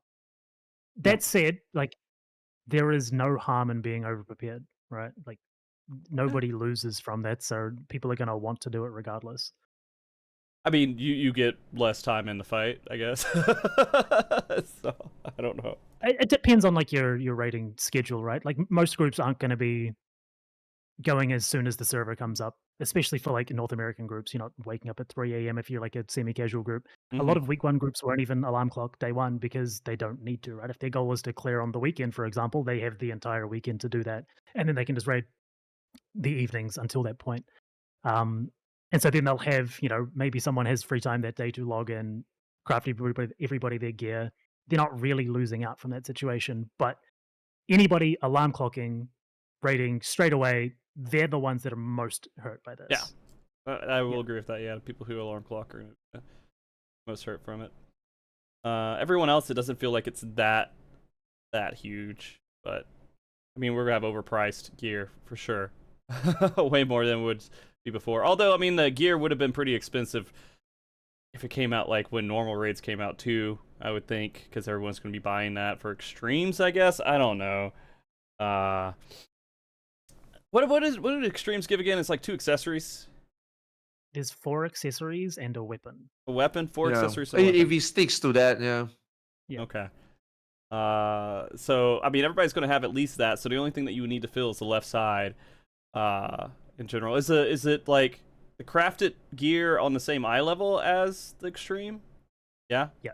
So, Yeah. and the left side will also not be completely empty of same eye level gear because you have the normal mode pieces for 2 weeks before that as well. So you might have like a head, hat, and boots, or you may have pants and one of those pieces, that sort of thing. So like we're going to be walking in pretty close to like crafted eye level. We're just missing the pentamelds and like a couple of slots on the left side. So like No, you're strong when you walk into the raid, you just which won't is be exactly like the same as edging into the bested e- slot. exactly. Right. It's exactly the same as previous expansions, first tiers, which like we people say, oh, you shouldn't have expected change, but it's like they've already shown that they're willing to change the formula and are changing the formula with Abyssos and Abasios. Mm-hmm. So a lot of people would have expected those changes that they've talked about and made conscious decisions to change would carry over now, but they kind of went back on it or forgot about it, and the thing that I think Maybe probably still concerns most people. experimenting, you know? Yes, Yeah. the thing that probably concerns most people is that they didn't really talk about why, because they talked about it before. They wanted to change it for X and Y reasons, and then they didn't really talk about changing it back. It just happened. True. Yeah. Did they mention anything about patch like releases? Like they said that these are going to be like when the content's released, but is it going to come with a patch? Like is They the first didn't. step here? Oh, this one should be. This one should Yeah. be. Because we most Yeah. likely will get also balance changes. Mm, Yeah. Yeah, which 'cause is good. Yeah, 100%. I even when they do 1 week early, I don't think Savage should be in the data until the Yeah. fights are out. That literally needs to be. That's a huge change they need to make. And That's why I think this 2 weeks thingy could still be a testing thingy, But I'm sorry, this the 2 tier, the subsequent 2 rate here is still gonna be the 1 week thing, and then this launch is still gonna be this one. But hey, maybe we might be giving them too much credit. Maybe they just completely forgot, or they just didn't know it's a problem. But I think number 1, experimental. Number 2, maybe they just want to change it up, and number 3, I guess, see the results. Right. Okay. Well, we'll see. Hopefully it'd be nice to hear comments on it, but they're not going to give us any comments unless if it's like really crucial before the patch note reading, I would think, right? That's the next time that we have any kind of. I think we're giving too much credit because this is just exactly the same Yeah. as it's always been. Yeah. Like, Okay. I don't think they care. I mean, like they might pretend to care because obviously they don't like data mining and shit, right? And I think a lot of people are also kind of getting fed up with data mining. I think a lot of people would prefer it just wasn't there. But when they implement things the way they do, like it's just an inevitability. So I think honestly they've just I don't think they've forgotten, but like okay, like this is gonna sound a bit rude because they only have like finite attempts with this because raid tiers only come out so often. But the way their patch cycle goes, like it's always very slow. It's always very samey. In fact, it's gotten slower. And so it to me it feels like changing anything like in the game is like a really arduous process for them. I'm not really sure why. I don't know if it's because they're like indecisive because of feedback. I don't know if it's because they might not even have the capability to do so. It's in complete speculation, but I think it's more than likely that they just don't see it as enough of a problem to change, or they just literally don't have another solution. And because talking to them directly is so difficult, it just ends up being a complete nothing burger. I mean, it's really. See, here's the thing, guys. Last Endwalker, we had a huge surge of interest in Final Fantasy XIV. Right, that was like on the tail end of the WoW Exodus and all this other stuff that was happening, and Final Fantasy XIV was in a good place to succeed. We don't have this expansion. I don't think we have some remnants of it, right? But it's not the same. So, like, they really got to hit the shit out of the park if they want like the same success as they got from like previous expansions and everything else. They really need to focus on convincing everyone the new raids are going to be cool, the new everything's going to be great, all right? And I don't know. I hope they knock this shit out of the park, and we're just being Yeah, we all do. I mean, we all do. Yeah. The foundation is there for it to be exciting, at least, right? And I think that's what people want more than anything. They want things to be fresh and exciting. Yeah. And like even just looking at the raids sort of themes and the sort of atmosphere looks new. Yeah. And that enough for me is enough to say like, oh, cool, there's potential here. I'm not completely doomer about it. If we went into some cave and fought, I don't know, another dude called with a Greek name, I would hate it. But this is new, right? Like I'm fighting a a cat, which there's been mixed review about the boss's design, but that's fine, right? It's new, it's whimsical, it's a new take on what a raid boss should be. It's got a small hitbox. Like all of these are. If they do something new and it sucks, I still don't mind because they tried something new. Yeah.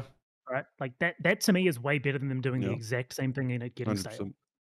And that's why he said multiple times as well, right? He's gonna do something different. If he fucks up, learn from it, apologize, but he's not trying to do the same thing. Yeah, as long as we so see far something we are different. all been seeing the same thing, but it's so hard, man.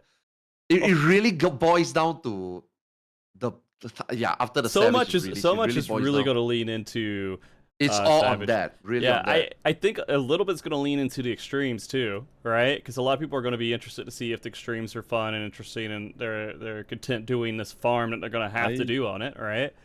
So that's going to be one of our first big dives into it. And of course, whatever they do with the story, right? If they're able to like pull off some crazy shit, which it looks like they're going to. I don't know. I know none of you guys are going to know anything about the story, but that's okay. Oh, I'll play through it for sure. Just gonna do the skip first time through. I'm actually really excited for it. I'm playing through Final Fantasy IX right now just to brush myself up on the themes and things in that game. Yeah, because it's very Final Fantasy IX inspired. I had some theories already, but we'll see. Yeah, like that old Heritage Found is literally just like pulling right out of graphic assets from Final Fantasy IX. Which is insane to me. It's crazy. Okay, the craziest thing about it is like if you've played Final Fantasy IX, you know that black mages have a pretty big impact on that game, and given what's you know where I'm going with it. We already see the finish line. Yeah, we get it. But no, I mean, when it was just like going into a jungle thing, right? That was kind of. But as soon as they showed like Solution 9 and all this other shit, like it went up like tenfold. And again, my experience at the Media Tour, the game played wonderfully. Like I'm so fucking excited with how the game's gonna look, cosmetically, just everything about the game so far. It seems great. I mean, I'm going in as a Picto, so I'm going in as new adventurous caster, right? I guess. Have fun with the DPS queues, man. They're gonna be long AF. Oh, what queues are you talking about, dude? You talking about dungeon keys? Yeah. There's not going to be any. None of them are ever popping because the healers are on strike. Yeah. There's not any queues. My bad. Sorry. Yeah. See, here's the thing: if you level up fast enough, you'll still be able to join in a lot of party finders because all the other Pictos and Vipers haven't leveled up, and they need DPS, all right? And so if you get in there early enough, you'll be fine with like Party Finder and all the queues and the groups and everything should be perfectly fine. But then you'll start to hit this barrage of like Pictos and Vipers coming in. Then I'm going to level up my healer. All right? So it'll be all right. I'm going to get so many queues. I'm going to play Astro and it's going to be fucking amazing, right? Right. You're going to and then, yep, that's it. Yeah. There's some functional things that need to change come 7.0 patch notes, but that's gonna be fun. It's gonna be fun to go over those notes. I mean, we've already seen one thing change, which is a good sign, which is the mana font timer on Black Mage. It's been down to 100 in the thing, so that's one thing that makes me think, oh, they're either looking at feedback or they're aware of these issues already internally from the Media Tour build. So maybe, I mean. Between Media Tour and release of Endwalker, there were pretty significant changes. Okay, not hugely significant changes, but there were some changes to like function of abilities in that time. I think looking at potencies right now is absolutely pointless. The only value out of it is so that you can see where it needs to be when the patch notes actually launch. Like you can sort of tally up how much damage you're doing and be like, I'm not doing enough and I need to see this much more for it to be healthy. But looking at the potency right now and being like, this job is dead is absolutely pointless. Right. You're wasting your breath. Yeah. Here's the thing, dude, and it gets to me every time, is that everyone's like, hey, don't worry about it. This isn't final. This is just previews and everything else. Yeah, but I'm still going to talk about it, dude. If we don't fucking talk about it, absolutely shit's going to get missed.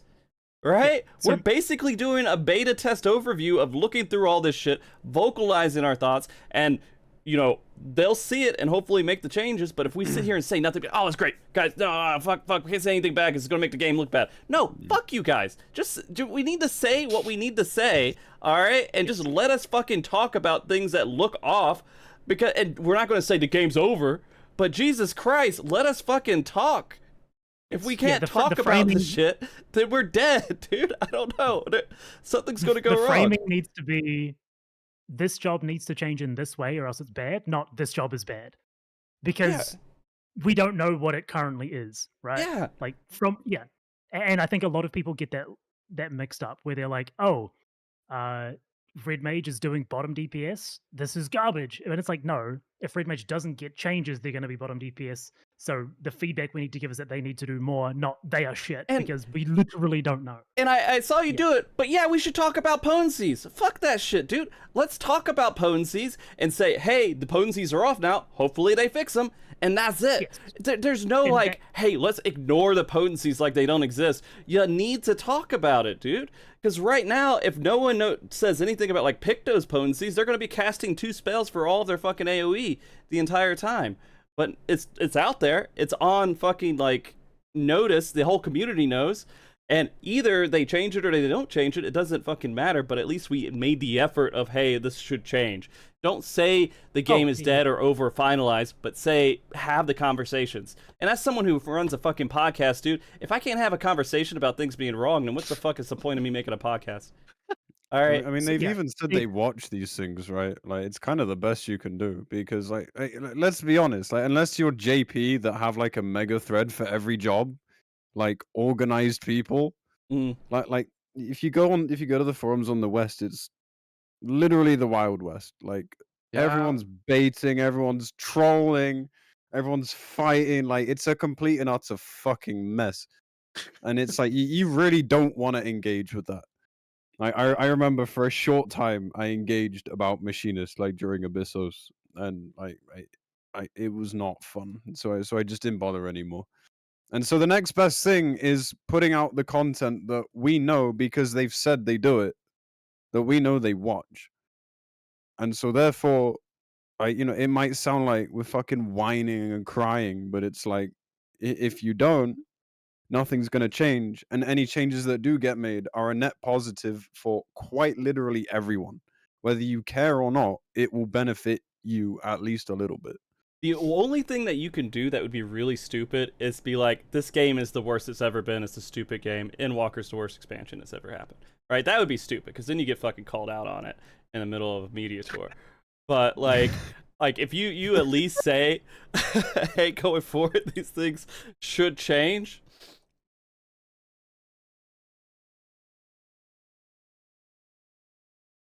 Hey everyone, I hope you're enjoying the show. We're going to take a quick sponsored intermission break to talk about some of our show sponsors, Tokyo Treat and Sakura Co. If you are unfamiliar with them, here's what they are about. Tokyo Treat is a monthly snack box that includes up to 20 exclusive limited edition and seasonal flavored Japanese snacks. Sakura Co is another monthly snack box which focuses on supporting local Japanese snack makers and includes 20 traditional, authentic, and artisan snacks. It will also come with Japanese teas and special items like tableware. It's June, and to start summer, both snack boxes are going to bring amazing items that focus on Tokyo. Let's go ahead and dive into it. For Tokyo Treat, this box will come with Royal Milk Tea Kit Kats, Melon Cream Soda, and Tokyo Soyu Ramen. I'm a huge fan of milk tea, so let's go ahead and take a bite of a Kit Kat.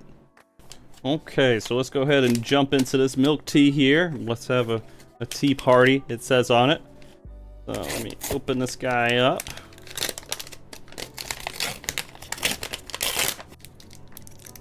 You guys have seen what a Kit Kat looks like before. You can see kind of the white chocolate, I guess, right here on the outside of it. Although it's milk tea and not white chocolate. Sorry, I don't know what I'm saying.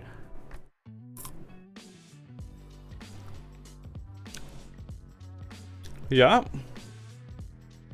If you're at your house and you're like, man, I want some boba tea, or you want some milk tea or something, this will kind of bring down that craving a little bit. Oh, yeah, really, really good. Man, I wish these were easier to get in the US, but thank you very much, Tokyo Treat, for being able to send this over to me. No, I don't have to go anywhere. Just come straight to my door. I also want to take this chance to try out the drinks because I love having drinks come in these boxes as well. This is the melon cream soda. Let's go ahead and pop this guy open. That smells like melon for sure. Oh yeah. This really hits the spot. Like I have an issue drinking really sweet drinks, but this feels like just smooth. It doesn't feel like it's like super sweet or anything. It tastes like you're actually maybe drinking liquid melon. It tastes really, really good. Thank you. Now let's see what Sakurako has for us this month as well. In their box, they step back into Tokyo's Edo period, and you'll find snacks like Mochi Monaka, Hanari Arare, and Tokyo Skytree baked chocolate. Now, before actually showing you guys any of the food from here, of course I want to show you their box again. They always have these beautiful boxes, the Sakurako boxes. It stands out every single time I get them, and they have the little reflective pieces in them and everything. I love them. I feel bad getting rid of them. And also they come, of course, with the tableware here. I want to show you the tableware it comes with this time.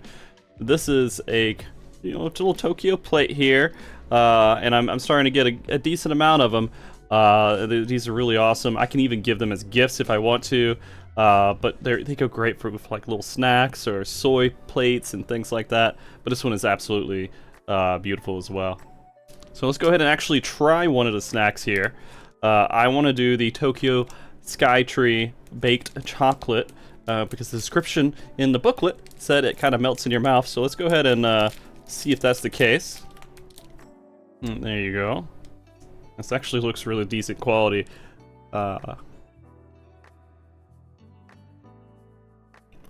Yeah, absolutely. Very soft, and the chocolate 100% melts once it hits your tongue. Of course, it's wedged between this kind of wafer like outside, making a little sandwich.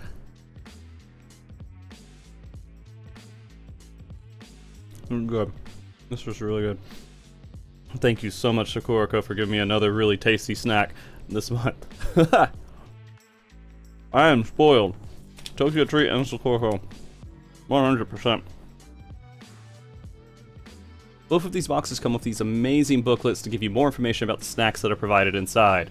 They give you all kinds of details about contests as well and things that you might be interested in, especially in regards to Japan. With that being said, I want to quickly say thanks to everyone for giving me a moment of your time in the middle of this show. Tokyo Treat and Sakurako are great services, and you could also just make it a great gift for a family member or friend. Japanese snacks delivered straight to your house from Japan, all while helping support what we do here at MogTalk. You can use the MogTalk link and the code to get $5 off your first box, and it also helps support this channel, and you can find them in the description just below. Again, thank you Tokyo Treat and Sakurako for sponsoring us this month, and enjoy the rest of the show. That's probably the best way to present it, you know? Yo, Frosty, I want to ask you out of this, take a little bit of turn on your day 2. Did Yoshi P name drop any one of you in day 2? I asked a PvP question, and he literally just looked me dead in the eye. It was supposed to be an anonymous Q&A, but when I asked him, he looked knows, right at me. He was like, "Hey, name drop." Yeah, You know, like Happy, like Frosty, like insert name. Did he name drop? He didn't like call me out for any issues. The only time he's called me out is when Sindoff fucked up and he said something bad about like the developers don't play their game. And so when I did an interview with him, he was like, "Hey, I know your podcast people shit on us, but we really do play the game." That was like the worst. That was a while back. Yeah, Sindoff said that on, and he blamed Phantom, I think is what it was, something like that. I don't know. But like it was a whole big thing at the media tour. No, he recognized me immediately, right? And so I went over there to get the picture, and he's like, "Oh, hey, Frosty, what's up, dude?" And I went over there, and I got awkward and weird and all that great stuff. And I was able to give him the little placard for the donation raised and everything. But he didn't let me tell you, man. Okay, go ahead. Good. Yeah, go. That's fine. Dude, let me tell you, man. Our day 1 was wow. Like you said, not only he knew all who of us were, I am pretty certain. I mean, if not, I should have already noticed. His English comprehension skill is really fucking good. Like I think he actually understands English, but probably very difficult for him to relay into words to reply us. That's why he needed an interpreter. But I don't think he needed translation Yeah. understanding us. We've I talked actually about think this a lot. his English. Yeah. So Yeah. it's like, dude, day one was wild, man. The last Q&A was just off. All the questions, I'm pretty sure, were content creator questions, and he know exactly who he's. I think he's a very good actor pretending that he doesn't know the question or doesn't understand. But by God, man, like he dropped names almost on everyone. Lama Todd, me and Zeno. Like he was telling, like, the two of you keep saying that the game has been getting dull and boring. Yeah, we're gonna fix that. And also Zepla saying that, and then he's like, on stream 7.0, you guys should be nicer to new people on stream. Try not to be overcritical and try not to like shit on the development. We were like, what the fuck? That is insane. Like, yeah. I think all these things he watches. So I'm not saying that be careful what you say, but I think if you guys got, again, right, coming back to why I even started this, because I wanted to know that, because he knows us, he knows English. I think it's very important that when we stream, we should voice the concern, obviously in a constructive way, because holy shit, man, they really do listen. I mean, again, I'm not sure whether he's trying to like win back a little bit of grace or something. And Walker being this bad because of all of us saying it is literally why Dawntrail is going through the changes. Now, is it really because of us? Or is it just coincidentally? Or again, is it just him talking out of nowhere and we're gonna see the same old? That remains to be seen, right? But I do think for the first time in the last 10 years, I actually think that they really watch and really understand what we are talking about. So I've had the privilege, at least for like a while, to do interviews, or like I sent Layla to Stormblood's media tour, but like I've been invited to like a handful of media tours, and you can tell when you ask a question, he is listening to you and comprehending what you're saying, and then someone's translating it. But really, what the assumption for me, at least, is happening is while the translation is happening, he's processing his response and what he's going to say back to you, and then he responds to you. Yeah, he's putting it through his PR filter. Yeah, it's basically yeah. He's thinking about the best way, because you could see his reaction when you say certain words easily, right? There's some stuff he can't hold back on. I mean, I wouldn't say 100% he understands everything. Right? There might be some things here and there that's off, but he has a pretty good comprehension. Yeah. So, anyways, yeah, dude, I still have so much fucking hope for Dawntrail. I think it's literally going to be the best expansion that we've ever had. That, without a doubt. That is what I'm thinking right now. And then the next expansion is just going to be that much better, especially if they're going to do major job changes and everything. But I shit's on watch, dude. I got my magnifying glass out and I'm looking. That's what I love this game. I'm going to be looking for the shit that they said they were going to change, right? I am literally that hopeful for it. You guys can call it copium or whatever, but I'm gonna say shit that I feel is off because that fucking copium, I need it to be true. So, right, I'm gonna be huffing as much as I can, and when I see something that doesn't feed into my copium, I'll be like, hey, fix this real quick, so it will be true, right? And this is gonna be an amazing expansion, because there's so much good that could come out of this expansion. It can't be worse than Endwalker. Okay. That's like, it has to be. Again, I'm not saying Endwalker is bad, right? Endwalker is at least, it just wasn't at least the best. It's bad. Right. At least 7.5, right? I think that's pretty fair, right? Shadowbringer with COVID, probably a 9. Storm's Blood, I also put it pretty high up there because of all the new content that we actually really get. But Endwalker, it can't be worse. And I'm glad that he drew the line here. But again, this one is so important that I keep iterating, right? We have to see it, But I agree. Not copium. I think 7.0 will be, definitely better than Endwalker. So yeah, I think it's gonna be. From what I've seen, everything looks like it's gonna be amazing. But well, okay, go ahead, Sfia. Sorry. It's a framing thing, right? Like when we say Endwalker was bad, we don't mean in like the general sense of things it's bad. We mean by Final Fantasy standards it's bad, which is still a really good game, and we're still obviously all playing it. It's just it's harsh words because like we know it can be better. Because and it's still you care. good. Like Yeah, exactly. Yeah. And it's still good. And okay, so the hope that it's going to be the best expansion ever, I'm a little bit more tentative on. Okay. But I know that it's going to be a good game. It's like, even if I didn't care about the raids, I would buy the game. Even if I didn't care about the story, I would buy the game. If I didn't, all of these things, I would still be playing the game regardless because it's good. It's going to be a good game. CBU3 or Creative Studio 3, whatever they're called now. They Creative make business good unit stuff or something like that. Yeah. something. They make good games that are worth playing through, regardless of like, everything fitting into exactly what you want. And just for that experience, it's still going to be good. Now, there are things that are going to be able to be better. There are things that we're going to expect to be worse, but it's still going to be good. So if I say something sucks, it's because that one small thing. It's like I talked about before. And yeah, fish is caught astray. But if fishing sucks and you say fishing sucks, then fishing sucks, not Final Fantasy 14. Man, I'm going to let you know, I didn't level any of my Crafters Gatherers until this expansion. I mean, there's a lot of time. Makes sense you do now, yeah? You know what I did the other day? I went and unlocked a gate in New Gridania. There is so much shit I just fucking ignored in this game. Because there are little quests that you don't really need. There's all these little things. I still don't have sightseeing log unlocked on my main character. Same. I know people that don't have flying in every zone yet. Oh, Still, really? and they've been around for years by now. Yeah. Like, man.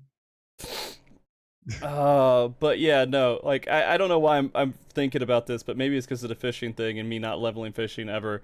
But yeah, there's just there's a ton of shit that I haven't done in this game. That luckily Endwalker gave me the ability to go back into.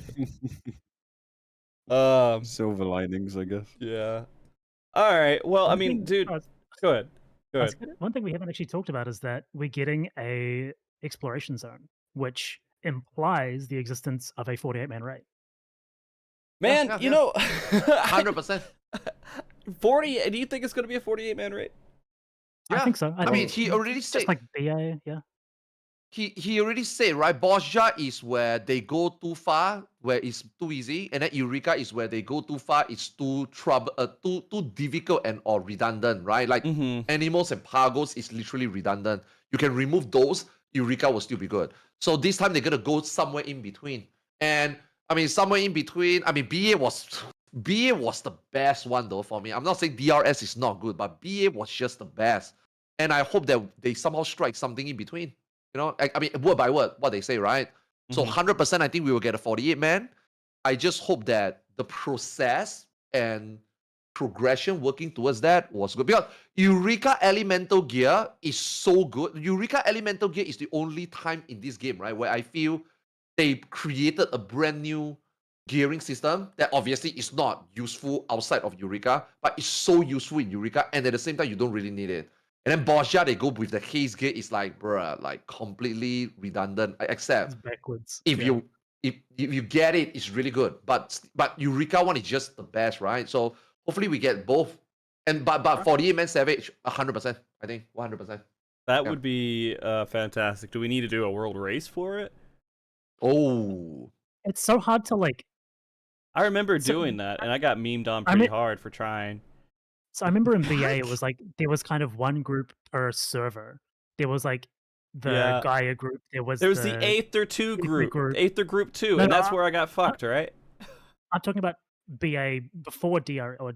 Okay, yeah. In BA, there was like one group per server, and it was like almost like a literal world race where it was region versus region. But now we have way more people. We have more people engaging with it now. So you have, Ether Group 2, as you so lovely. Yeah, I'm telling you, Sfia, that was one of the best time I had watching stream. That was actually what made me so jealous that I wasn't in NA that time, and also I wasn't engaged with like 1A's that time to get it. That was like I really thought it would just be casual solo grinding. So when I saw BA the first time, that was like, holy shit. I have to get into this the next time. It was so good, man. BA was so good. Minus the logistic, minus the accessibility. But when you are actually doing doing it, man, it was so good, man. So nice to watch. Who memed you on the race? I thought it was good. Just because I had named it was the wrong. I was talking about DRS. It was where, like, I knew Fuck, why am I blanking on your names? Yeah, what was the name of your group? I don't remember because it was like there was two. Was it groups your raid specifically on group? Aether. The raid name? It was the FC name. Oh, was it Radiance? It might. I think it was Radiance. I think it was the Radiance group, and then I didn't. There wasn't a name for the other group, so I was like, well, they're on Aether. It's Aether Group 2, and then from every fucking world race after it is Aether Group 3, Aether Group 4, Aether Group 5, and the reason for that is because I called them Aether Group 2. So it's just stupid shit. But you know, it's It just sounds like you live rent free in their heads. No, I don't. They're just giving me shit, dude. I mean, the other thing is like when it comes to just the world race in general, you know, Yoshida did say, and I have so much to fucking say on that, and that we are working very hard on behind the scenes, and I'm hoping the stuff that we have planned will actually work out, but we'll see. It might be just what we normally do, but maybe we'll go a step further if we can make some of this shit happen, and that'll make sense later. Are we talking about race? Yeah, we're talking about the world race. Yeah, Arthars, you wanna Dude, okay. Every time I see Sfia, I have to ask this question because I ask a lot of people behind. I know. The question and the answer is always: if you do, we do. If you don't, we don't. Where do we stand right now, Sfia? I think I need it's to just a know. straight Come up on. no. I think it's just a straight up no right now. Yeah, my group has never talked about it, and the group wasn't made with the assumption that we would stream, so we just weren't. Yeah. You guys not gonna bring it up because it does seem that this next one, quite a few could, you know. Yeah, they might, but it's like, how do I put it? That's not why we have a team for streaming. Yeah. No, We have a team for race, sure. Mhm. Like I'm yet again, right? We're not trying to say that we are like forcing you to do it or make you change the entire team dynamic to do it. Like I just wanna, I just wanna know because everybody else. I completely understand that. Like I'd imagine that if I wasn't racing, I would absolutely want every single competitive team to be streaming. Like that would be the best experience if you're not actively in there. But I just don't think that's the best experience for my group. So that's kind of the important factor to me. Yeah. Okay, we'll see. Yeah. No, I mean that's completely fair. You guys do whatever. Yeah, I just you want to guys know where wanna they do. stand, you know? Yeah. Yeah, I just want to know where they stand. But you know, Yoshida did say, you know, there's a lot of calls for official support of the race and everything else. And there's just some stuff that like I feel like there's this whole poisoning of the idea of the world race because of third-party shit, right? And it's caused this whole thing to where it's like it can't be officially supported by Square Enix because raiders use third-party programs and all this other shit. And I think we're just like taking this in the wrong direction overall. Is that Square Enix doesn't have to completely sanction a world race, but adding in tools to support the competitive atmosphere of the world race is a good idea, right? And so I plan to maybe at some point try to send all my thoughts over. But the thing is, are there PvPers out there that use third-party add-ons? Probably. Dude, what? Yeah. Is that even a question? Okay. All right. So just I bear with me. Bear with me. I got a story for you. Bear with me. Okay. Wait. Bear with me. All right. Are there deep dungeon players who use third-party add-ons? Probably. All right. Are there crafters and It's gatherers? a safe assumption, unfortunately. Crafters and gatherers that use third-party add-ons? Yes. Okay. Yeah, so There's literal bots. we that have do a it for you. leaderboard for PvP. We have a leaderboard for crafters and gatherers in the firmament. We have a leaderboard for deep dungeon. We don't have a leaderboard for. I think they're just like burying PvE. their head in the sand, to be honest, and just Right. pretending it doesn't exist. Like, I mean, that's all they would have to do, right? Is if they wanted to like throw some support in the side of like the world race and everything else, just throw a quick leaderboard up or something like that, and that would so many people will go for that leaderboard, and then add in, and then of course, yeah, maybe there's somebody in there that did something malicious, but then they just need to add in someone on their team that actually tries to figure out if people on the leaderboard should be on the leaderboard. I think Right. if I had to guess at why they don't have a leaderboard for this, I mean, you know, this could be completely wrong, but like, raid is the thing that gets the viewership, right? It's what gets the most advertisement of the game. And so if they encourage, because like, no one cares about watching someone like craft for an Ishgard leaderboard. Whoa. Deep Dungeon, maybe true. But Raid is the thing that pulls in thousands and thousands of viewers, like for the world race, for like anyone even attempting to place well week 1, etc. So it could just be that like they don't want that PR disaster Yeah. when they know The that disaster's there, people are dude. probably What are cheating. you talking about? Like it's like we already had it with Top. Like that stuff is going to always exist in some way. If they, Of course, but that team like wasn't streaming. Like that's they the weren't thing. streaming, and yeah, that's the thing. They weren't even streaming, and it became a big deal. So they didn't have tens of thousands of people watching them do third-party add-on shit. It was literally a little bit of a clip where someone zoomed out into ultra-wide monitor instead of standard monitor. So it was a bit further than that, but yeah, I know it was further than that, but in the grand man, you can get pretty far out with super ultra wides. All right, yeah, I'm just they go pretty far, but the thing is, I believe there's no reason why they can't have official stuff on their side that gives achievements or like some leaderboard or something just to give players at least that first start, that first feel that there is some competitive side for rating in this game, which there is. It's one of the biggest things in the game. I do agree, yeah. There could be something that supports the competitive PvE side. And at FanFest, like all they got to do, all right, so they have this leaderboard that builds up after a while. There, months and months go by. You kind of know who's the fucking, cheaters or not cheaters, whatever. And then FanFest comes around. Hey, let's do an expedition match between these two teams that are always at the top of the leaderboards. Then you have your in-person event for PvE too, right? So I don't know. There's a lot of stuff that they could do, and just having people on their side, because they got tools to like look in instances and know when people are doing stuff that's really bad. Like the really bad stuff is you're invincible in like a dungeon or something. You somehow turn on God mode, or you do way more damage than you're supposed to do, or you're doing something that's like really considered cheating. Zooming out your camera, it sucks, but it's not. It's not really doing like, that even much. like speed hackers and PvP and stuff don't really get flagged, And that needs to be fixed too, right? But it exists, So and I there's don't a know how many rewarding checks system they for it. actually have. And then like consider the bots that are just like teleporting around Limso as we speak. Like there's no checks like anywhere. I think there's checks. There's just nobody watching them. If I had to guess, right? Maybe. I think there's absolute 100%. There are tools for them to see that things are off. That's why so many people get banned every single month for this. Not all of it like happens, right? Fucking gil sellers and gold sellers and other games, they got so many fucking systems to like just instantly make another account and get more gil and everything, and they're constantly fucking leveling up. But they got they got shit that they can see this stuff, right? There's no way. I'm honestly not convinced. Honestly, I really don't think they do. All right, well, I've Yoshida's a liar because I'm pretty sure he told me they do. I mean, of course he'd say that. Yeah, he probably Right. has to. Right. Well, anyways, if they don't have those tools, they should make those tools, which should be relatively easy to make in general, because you're just scanning system data and you're having something respond to you. If fucking people who make community stuff can make these kind of tools, I think they could make that stuff with the network, analyze the network patches or packets and everything as well too. Yeah.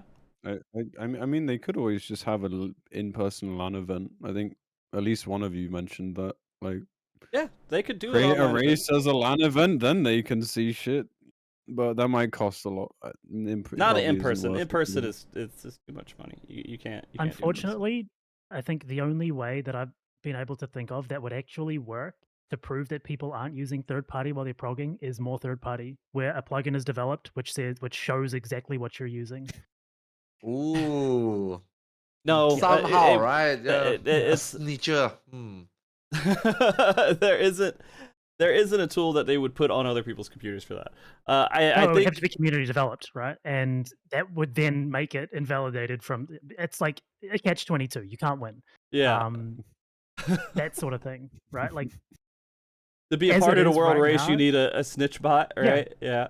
Yeah, essentially. But like as it is right now, there's always that doubt, right? And like it's going to apply to literally everyone. It's been applied to literally everyone in the scene for years, and it's going to continue to be. And that's just something you live with. And there's just that Feels like shadow of surveillance. it does a bit, yeah. There's just that shadow of doubt cast over every single world race in the future until Yeah. there's something from Square Enix's side put in place. That's the only thing that's going to change that. They just need Streaming to, doesn't change it. VODs don't change it. Nothing will change it except for anything from Square Mhm. Enix's side. Yeah. all they need to do is when shit comes up, take action and give the community confidence that they take action on this stuff, right? And so people can like not stream, people can go and then they can win, and then on their side they can analyze if it looks legitimate and then give them whatever the fuck, you know, reward for doing that. And then in the future, if it's revealed this team cheated, then just ban them and take them off the leaderboard and react to it. If they do that, it builds some level of confidence from the community in the race too, right?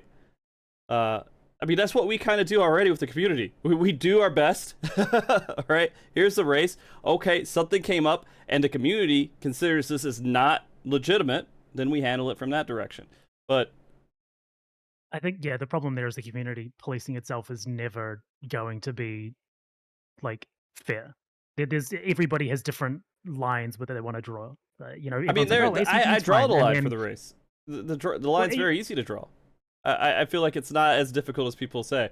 So if you're using something that makes the fight easier, like while you're in the fight and actively doing the fight, that's probably not legitimate, right? If you're doing something that analyzes the data after the fight, even then, there's like multiple interpretations of what you just said, and that's okay. exactly the problem.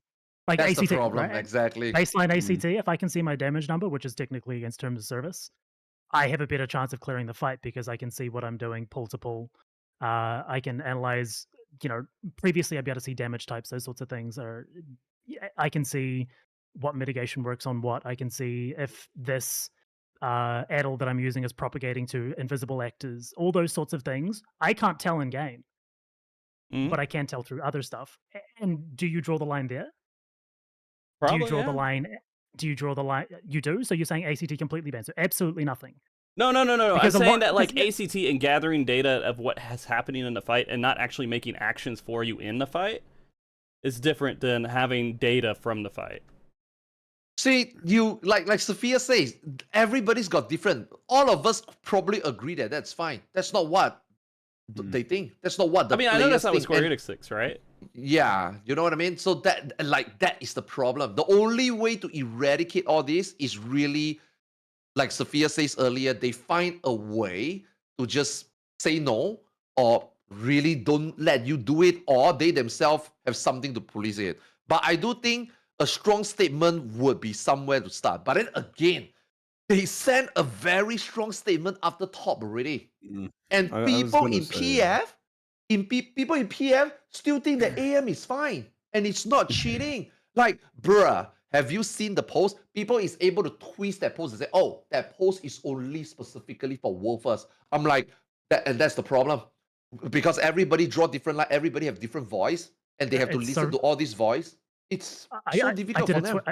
I did a Twitter poll, right? And the results were like pretty much exactly 1/8 of people are fine with AM, which is exactly the amount of people that it takes to use AM in a party. Yeah, exactly. Yeah. Wait, is that actually true? I need wait. Yeah, Is that was on a your while is that ago. on your Twitter? No, I need to see It's this. insane. Like Yeah. this community is setting the standard so different, and Square Enix is so difficult for them to take a stance. You know, so in a way, I mean, I think they made a really good example. Sadly, right out of unnamed in top, just because of a screenshot, just because from a few whisper.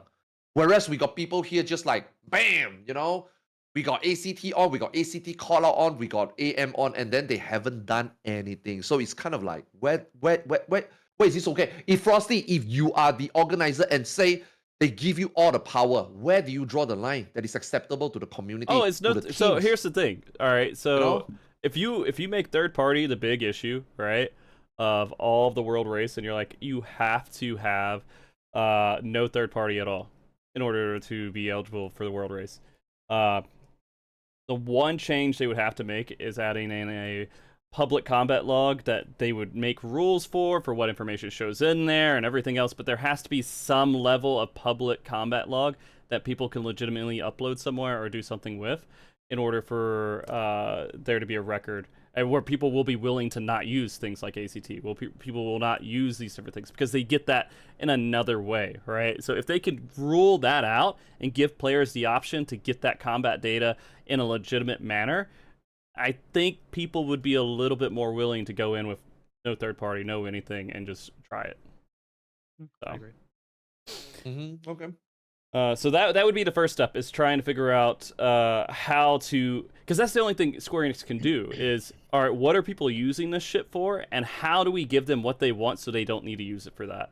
And so then that shit starts to go down. You're never going to be able to give them, make their characters nude like half the population wants to do, right? But you can get some stuff cut out, okay? Like the raid stuff, you can get cut out by just mostly making it a public combat log that people can analyze. I don't think there's any reason why you couldn't do that, especially if you're able to make restrictions on what data shows up in there. For example, you don't see other players' names. It says white mage or something else, so you just start reducing the harassment that would come from it that people would originally think would come out of it. But that's the big deal. And just to be clear for the people in chat, there's not a pub. There's the log that's in your game, right? You can read the log that's in your game, but there's not a file, I think, that you can access that's not considered breaking TOS that gives you that combat data. There's just the one that's encoded that people use programs to unencode. Right? I mean, does that sound fair? Does that seem like a good option? Yeah, I mean, what I've always it thought has to is start that somewhere, right? It's there needs to the be- tip of the iceberg, really. what I've always thought is like a good solution to that is essentially a DPS meter that only shows your damage, that in pre-mades you can opt in to show to your party. That's it. Yeah, I mean, that's perfectly fine. And they could just even turn it on to where, hey, all of my combat data is private. And so in everyone else's log, yours is always private until you opt out of it being private. And that could be the other thing too, right? You just do things that kind of prevent the harassment side, which is what everybody's so worried about. It's just add in those functions turned on by default and then go forward. Because the people who are going to harass other people for their damage are already doing it in the ways they will, right? It's already happening. There's no change. No one's getting punished for using that program. And so people who are going to be toxic about it already are. They're just not doing it in game, and they wouldn't do it in game if we had that stuff publicly available to us anyways, because they still get banned. So I think that's probably the only way to start moving in a good direction, because it also supports like the community. There's a huge community in Final Fantasy XIV that supports the raid atmosphere and everything that's dependent on non-legitimate things that are against the TOS, that if they were not hurting the TOS, I think more people would be less shy about using. I think SC just need to stop with like the threats and the pleading and just start acting. Like, obviously there's a whole conversation around logistics here and stuff. But in the most simple terms, like, just stop threatening and actually do something. Like, send a message. People will abuse it as long as you are not consistent. Like, you might send out a ban wave every so often, but that doesn't teach people anything if it happens like once a year. Like, people will just spend another year fucking around and finding out. They need to hire, this is the other thing, they need to hire someone on their team who is literally the public face of everything competitive in Final Fantasy XIV. And that would include the world race, PvP, everything, and that person would help try to moderate and deal with these situations as they come up, to try to add legitimacy to leaderboards that are out there and everything else, right? And so that would do a lot. Because I think, I don't know the inner structure of all their teams and everything. I don't work at Square Enix, but I know I don't see a public face for that kind of content. And it's not like esports stuff. It's just literally just growing the community in a repetitive content manner, right? Having stuff that's competitive in PvE, PvP, whatever, keeps people keeps people more active in the game, and supporting that with one person whose only job is to support that is probably worth the money. So, I don't know. Just don't take away my cat girls, please. I need those. Your cat girls? Yeah. Okay. The pillows you're talking about? Yeah, sure. Okay. Okay. All right. Well, what other thoughts you guys have? Rating Final Fantasy 14. We're about to enter in a whole nother expansion. What else haven't we hit that you guys would be interested in discussing? I think we're pretty much there, Yeah. at least in my eyes. Okay. Mostly excited. I just hope role responsibility comes back. If we're gonna go these small hitboxes, please have, you know, ranged mechanics. Things like that. Things So- melees can do. Things ranged can do. Things. It's something that's specifically talked about, right? I feel like I remember that being a quote from something that they've talked about wanting more individual responsibility as opposed to I've everybody not seen doing the one. exact same thing. I I mean, vaguely remember it, but I could be making that you up. know what has a lot of individual responsibility? Classical in P12S. Everyone's responsible.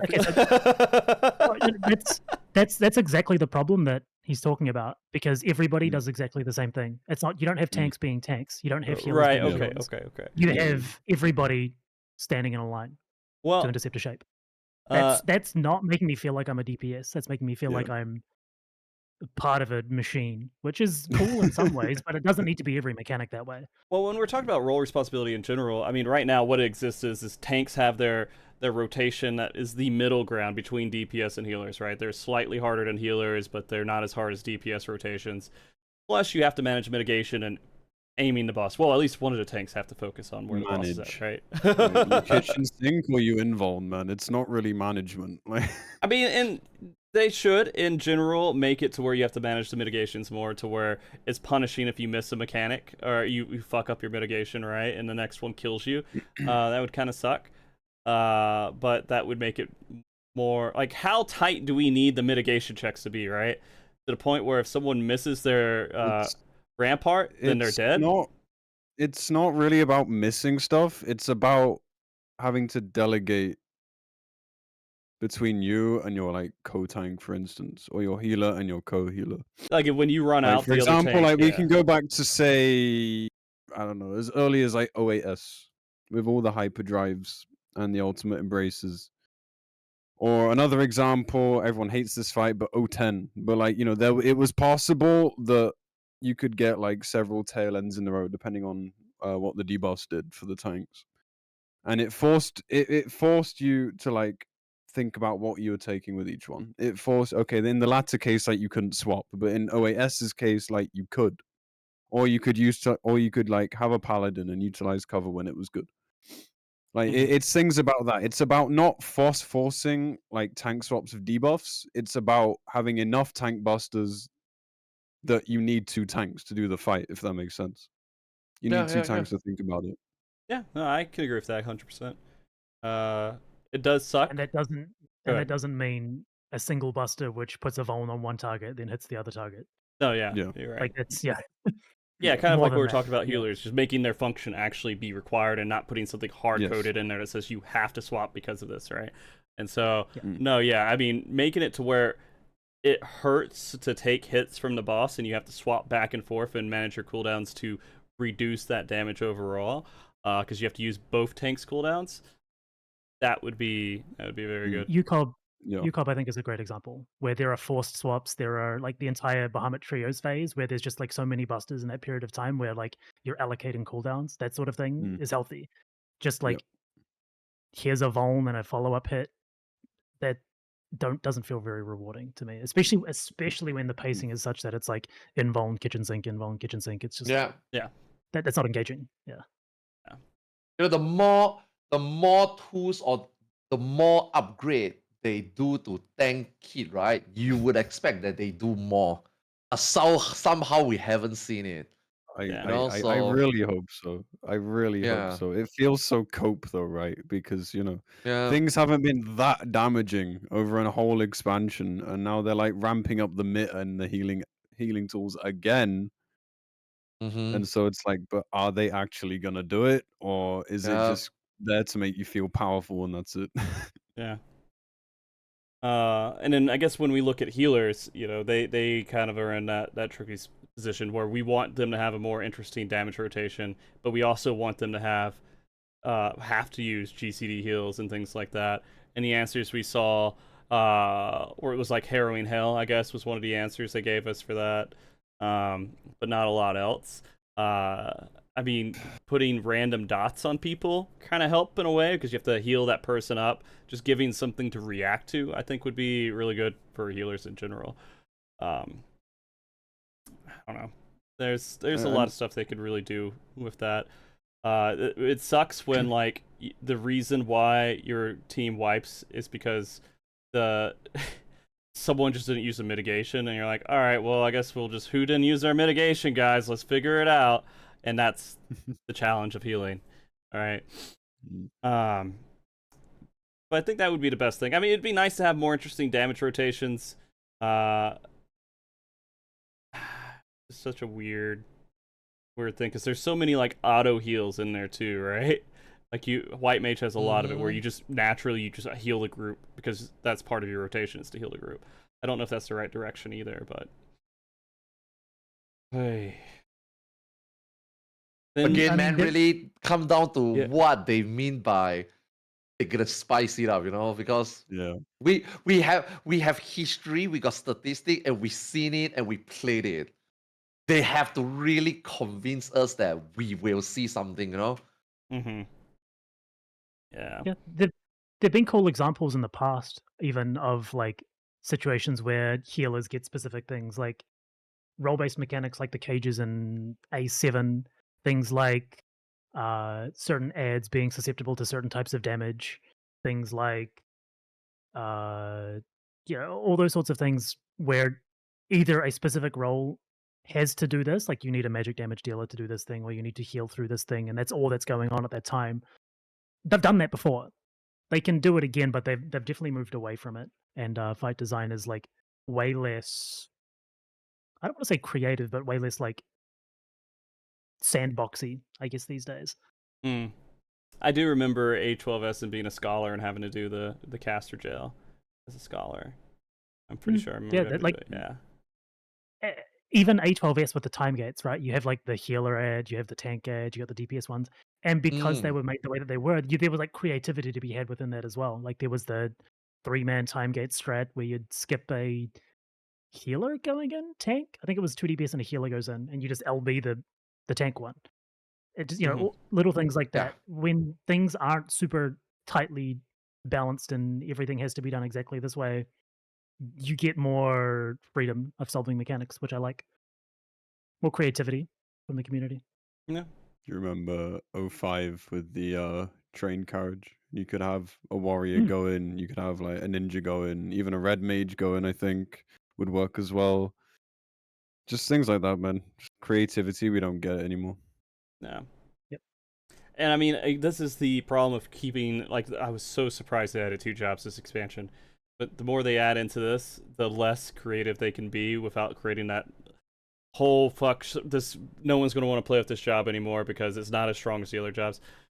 Which, again, for some reason, I'm a fan of. I'm okay with some jobs being left out and they fix it later because it allows them to be a little bit more creative with everything they're doing. But I think they're trying to make everybody happy, and that's the problem. Yeah. I mean, they're gonna fix it, Yeah, they always got to fix it, right? Yeah. All right. Okay. Well, role responsibility. If we'll see any of that. But we don't want them to lock double melee to groups, do we, Saren? Bro, I'm still mad they've added a 6th melee. Like, I'm still mad about it. Like, and it's not even just because of that. I don't get why we need 6. I don't understand. Well, hopefully with conversation. Yeah. With hitbox changes, it's going to be less incentivized to be forcing double melee all the time. Hopefully, and I would imagine if they've talked about going back to role responsibility being a thing, ranged baits are probably back on the menu. If you think of Omega had a ton of this, like Kefka, where you had the parts and Forsaken 2, I think it was. Forsaken 2, yeah. Yeah, we had the ranged baits. Virus in 07 Yes. Had range baits as well. All that stuff, like they can return to that style of fight, which I think was pretty well received in general as well. And as well as all the new creative things they can do as well, which I've talked about. Mm-hmm. Mm. Okay. All right. Well Also, then. one last thing. Yeah, I'm sure. sorry. No, I'm no, no, really go. sorry. Please have ad phases during boss active phases. Can we stop with like the pace killing downtimes and then like a slow ass ad phase, and then like a big raid wide, and then like a long cast, Yes. and then we hit the boss again? Like, can we please just have the chaos of ads coming in like 07, 03, etc.? Sorry, are you talking about the ad phase, which is exactly 2 tankable ads, which are not able to be stacked together, which have to be cycled around the room in a very controlled fashion? Yeah, I might have heard of that one before. No, I Yeah. love the ad phase of A2. Let's do that. I mean, I just like ads phase. I feel like this community has been too comfortable with single target rotation and optimization. Now, obviously, that is gonna come with a cost of them going through yet another balancing hell, right? But I feel like ads phase, whether it's downtime and then do ads, or ads while doing boss, and or 2 ads cycling around separated, bring back in based on timer and stuff. I think this is what also makes fights fun. This makes people realize that maybe they are not that good. You know, like, okay, you know your single target, okay, you know how your toolkit works, but maybe you don't optimize properly. And if you don't optimize properly, you clear the fight, but it also gives you replayability to go back in and do better, right? You know what I mean? Like, I feel like FF logs optimization and single target is one thing that I feel like, again, I'm not saying that the developers make fights and design fights like that, but I do think that if you look at just that and you tell yourself, okay, this is easier to balance, and therefore fights are now like that, I do feel like maybe as a developer you need to find a way to, it's your job.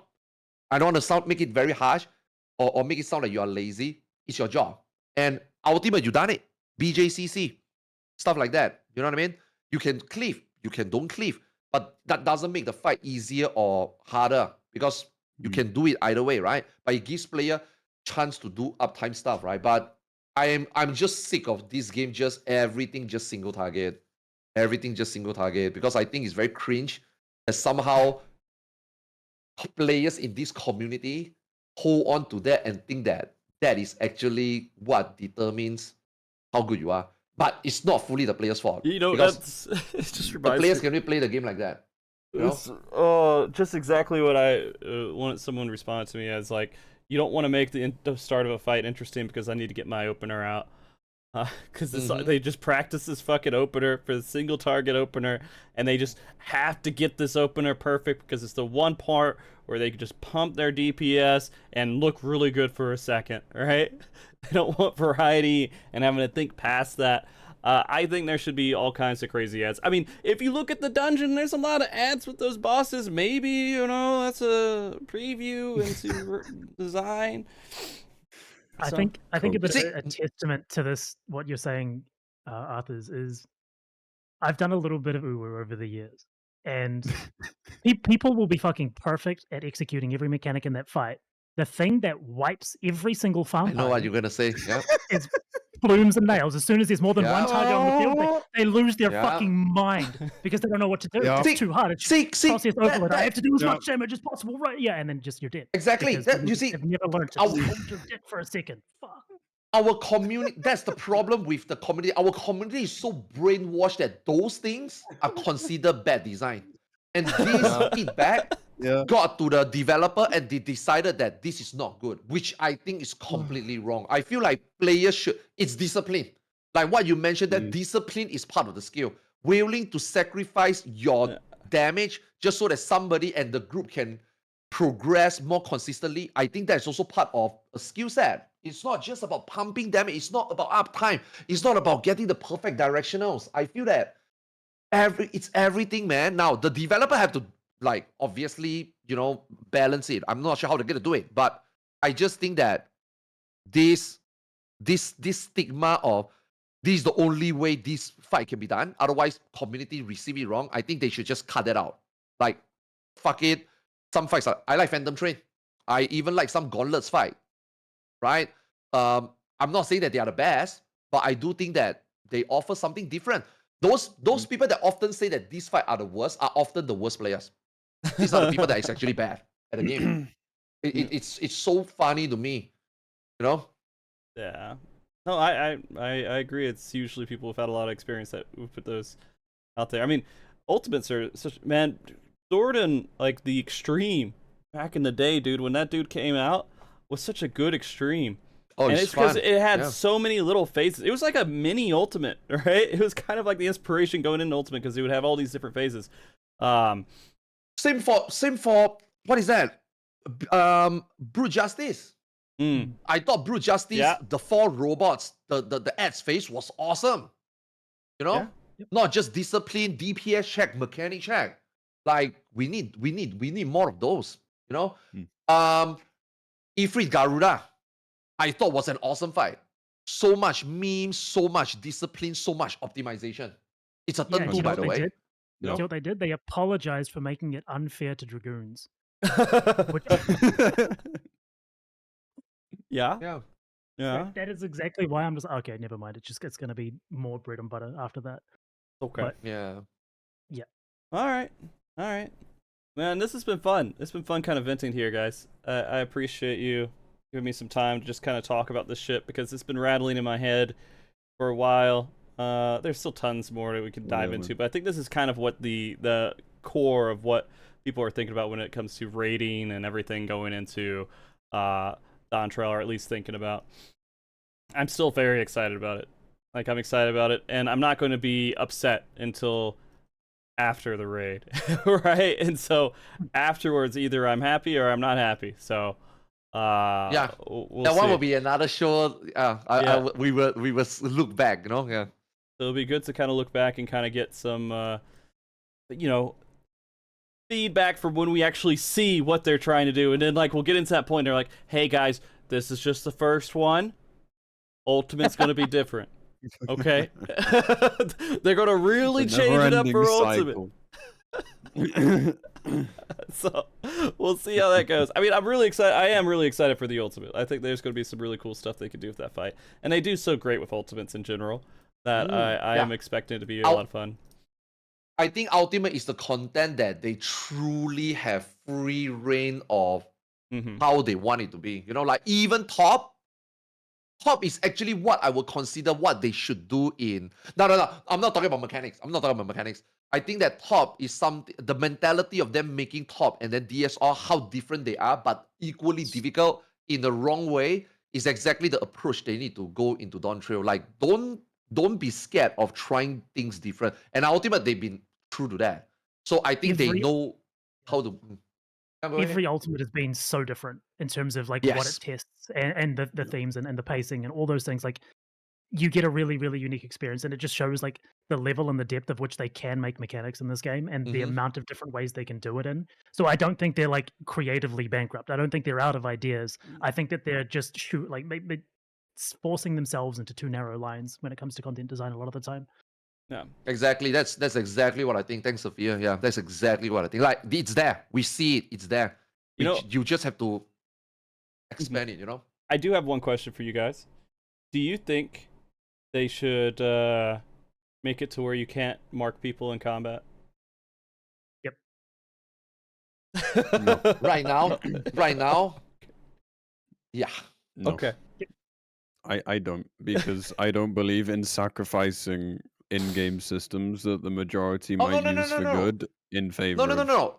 If they were to sacrifice that, then obviously they have to compensate it with something else, right? Yeah. You know? What about like marker loadouts that you can do for people's overheads? That'd be fine, right?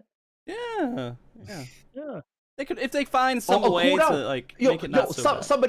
Somebody actually say this, and I thought was the best compromise. There is a cooldown that you can place marker. You can't just pop. Unless the fight, if the fight requires you to pop, I think it's a fight design error. But having cooldowns long enough that you cannot have all 8 markers just instantly happen for a mechanic that's gonna happen 3 seconds later. Have like a short cooldown. You can still mark people, but there's just cooldown, or you can just mark important people. I think that's a compromise rather than just 1 second or 8. Okay, now you can only do 2-person within raw flame. I mean, it will still help, right? Auto marker can still work. You just don't mark. You just mark 2 of the stacks. It's a compromise, right? You can still make it work, but at the same time, you don't break the integrity of the design of the mechanic. Or simply put, just have own visual clarity in the game, right? Like your limit card marker and stuff, right? So I think if they take away in combat marking, then something needs to come out to compensate that in a balanced way. Yeah.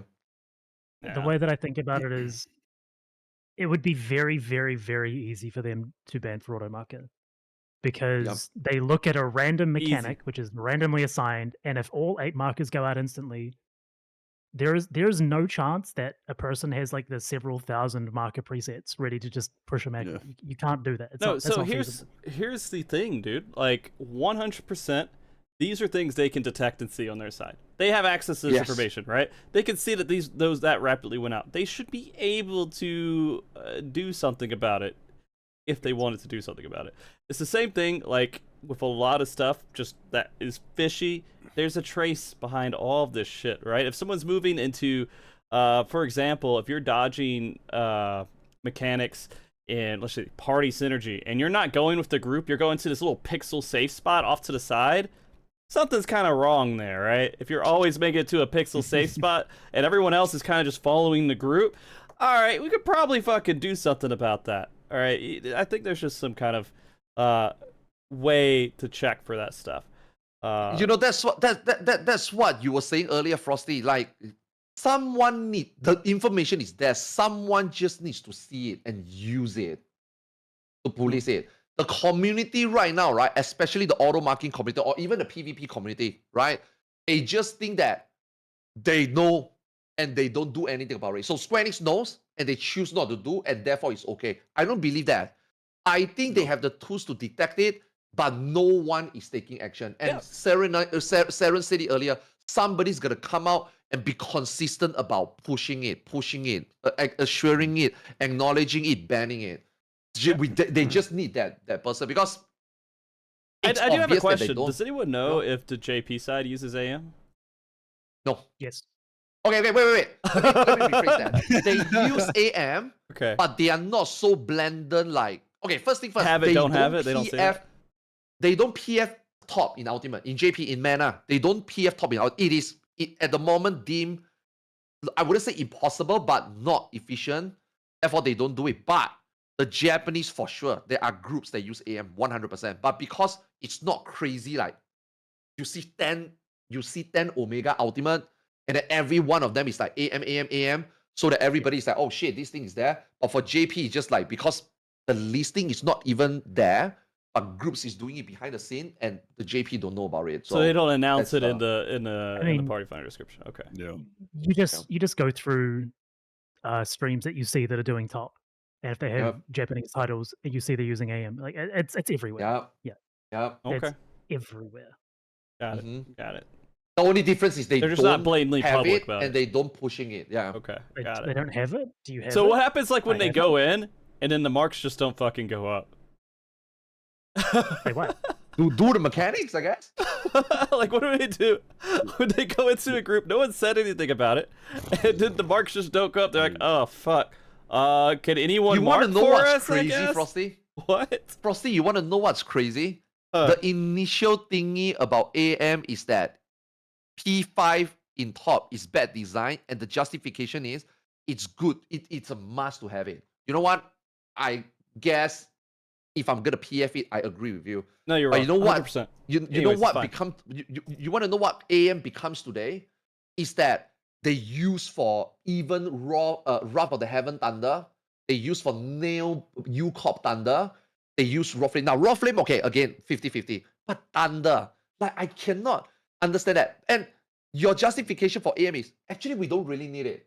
It's only P5 that, and Raw Flame that I think 100 have to have it. But now when you go into PF, if you do P3 intermission, Omega, if you do monitors, Omega, and you do Wrath of the Heaven, Thunder, and then you do Nail Thunder, if you don't have auto marker, it's 90% of wipe.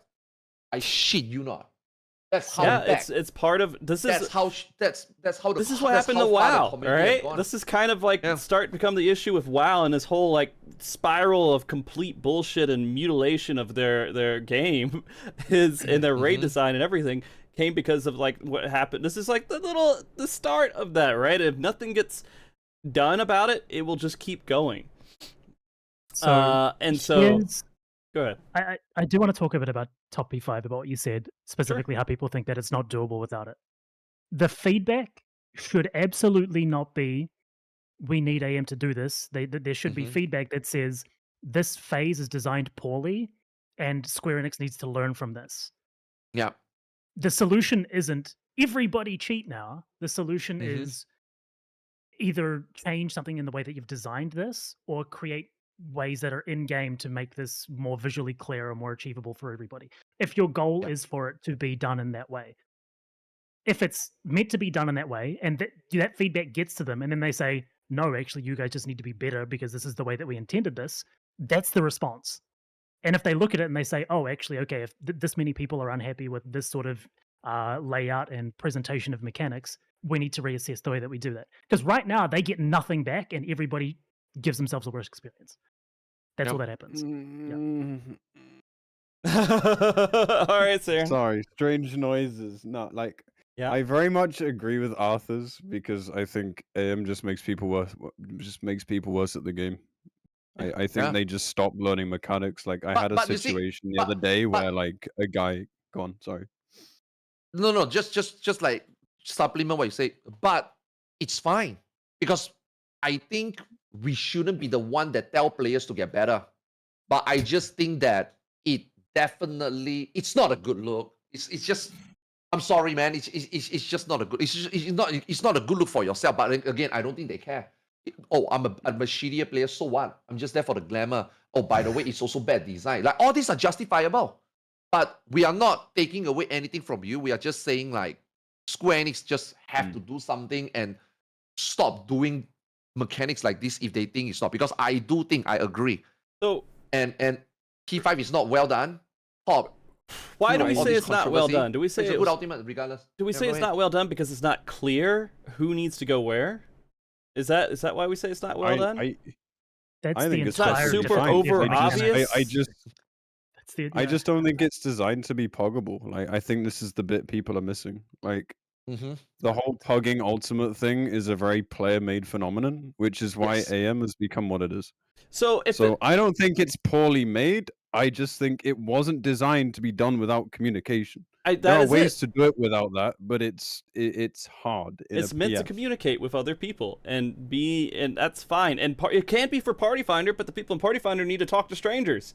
And someone needs to be good at the ability of organizing that shit and calling it out. And that is what it was intended for. It's a blanket statement. It's a lie. It's a like Serenaya said, it is a cope. It is a lie. It is a player-created phenomenon that ultimate is PFable. That is a fucking lie. You can clear it in PF, but that is only if it's a clear for one. In a way, you can literally package it as Rich Campbell got carried. It's not meant to be done without active communication in the fight. Saying it's not PFable is like, you can debate that, but saying like it's not meant to be done without people communicating with each other during the fight, that is where you actually, that's where the issue is. And I think when people say it's bad design, it boggles my mind because, it's not easy to tell. You have to figure it out.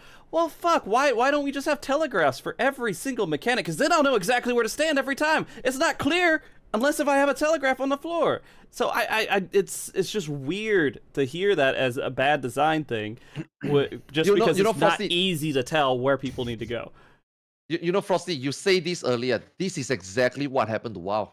When DBM first came out, the community was split into half. Do you need DBM to call mechanics for you? No, you don't. You can do the mechanics yourself. But hey, if you have it, it helps. I'm just using it for help. Look what happened to the game today.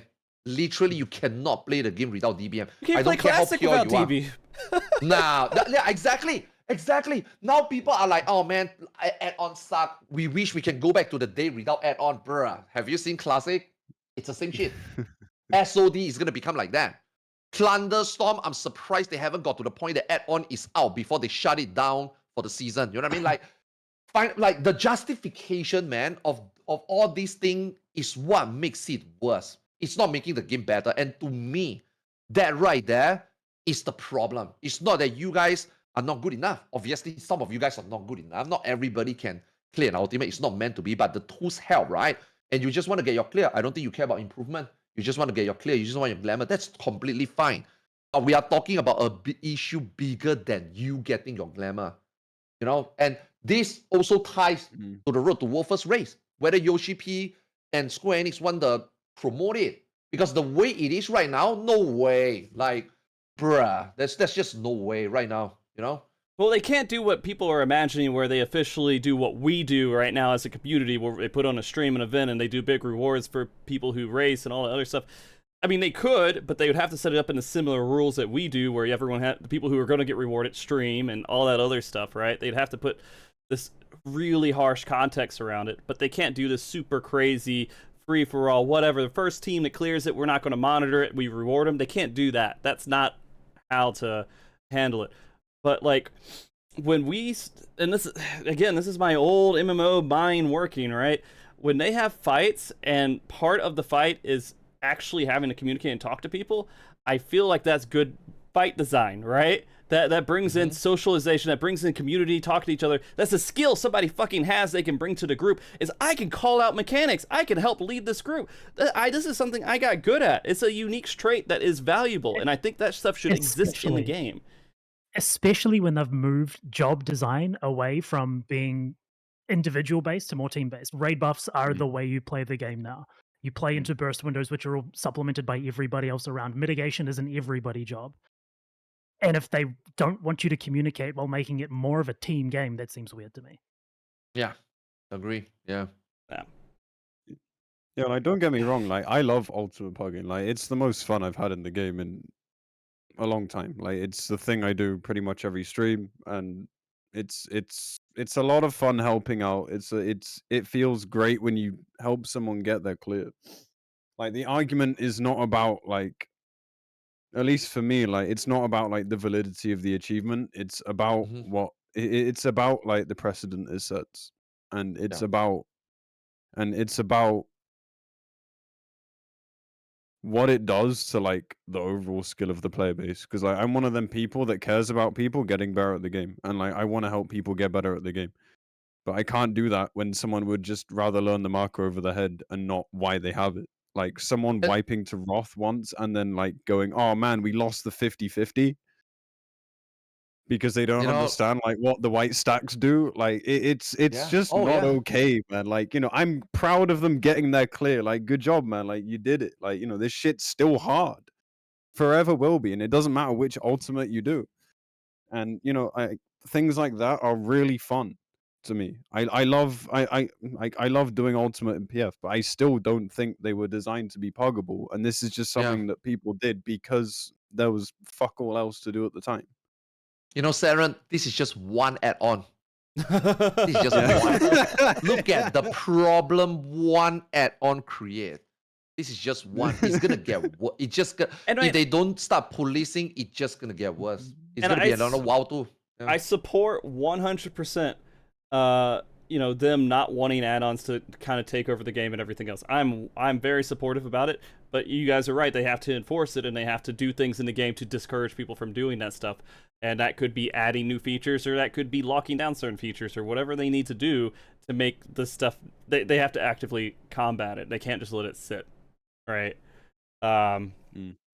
So hopefully we'll see. Raid design can help combat that as well. You can disincentivize people from wanting, like T, for example.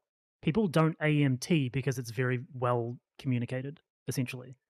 And it doesn't, the crux of the difficulty isn't allocations. That's pretty much why people use AM, because the really difficult thing about those fights is role allocations. That's it. And a robot does that really well, surprisingly enough. So if you don't make that the core of what difficulty is in a fight, you're way less incentivized to use it. I mean, that's true too, yeah.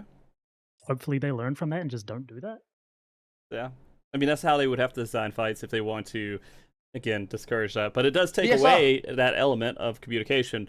Because if we go in this direction to where ultimates have mechanics that don't need you to actively communicate in a fight, is that fun, or do we want to have that in fights, or just fuck it? We just don't need to ever talk to anyone ever anymore going through challenging. That's why I think DSR is the best design one, because as controversial raw flame become today, it was like Sfia says, as long as it's not the core, like raw flame, Titan Jail, they need AM, or rather, let me rephrase it, Parks need AM.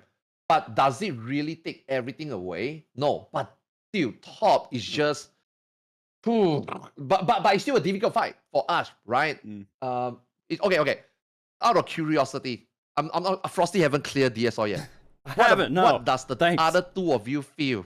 Is DSR the best fight, best ultimate they done compared to top, especially in relative to top? I think top's better. Oh, really? Okay. Yeah. I will say, I think I remember at least.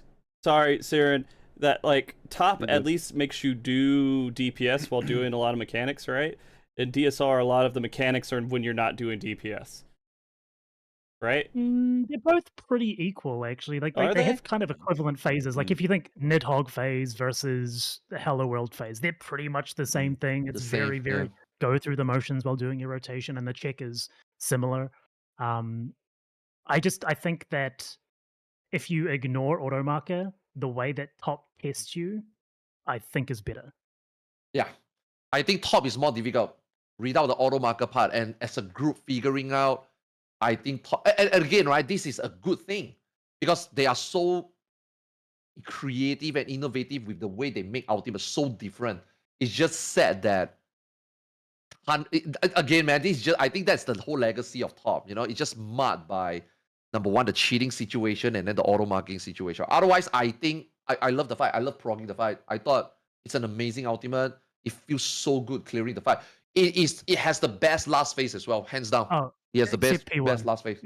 P1 top needs to go away. Yeah, that is the single worst phase of any ultimate, but it's still a really good fight despite that.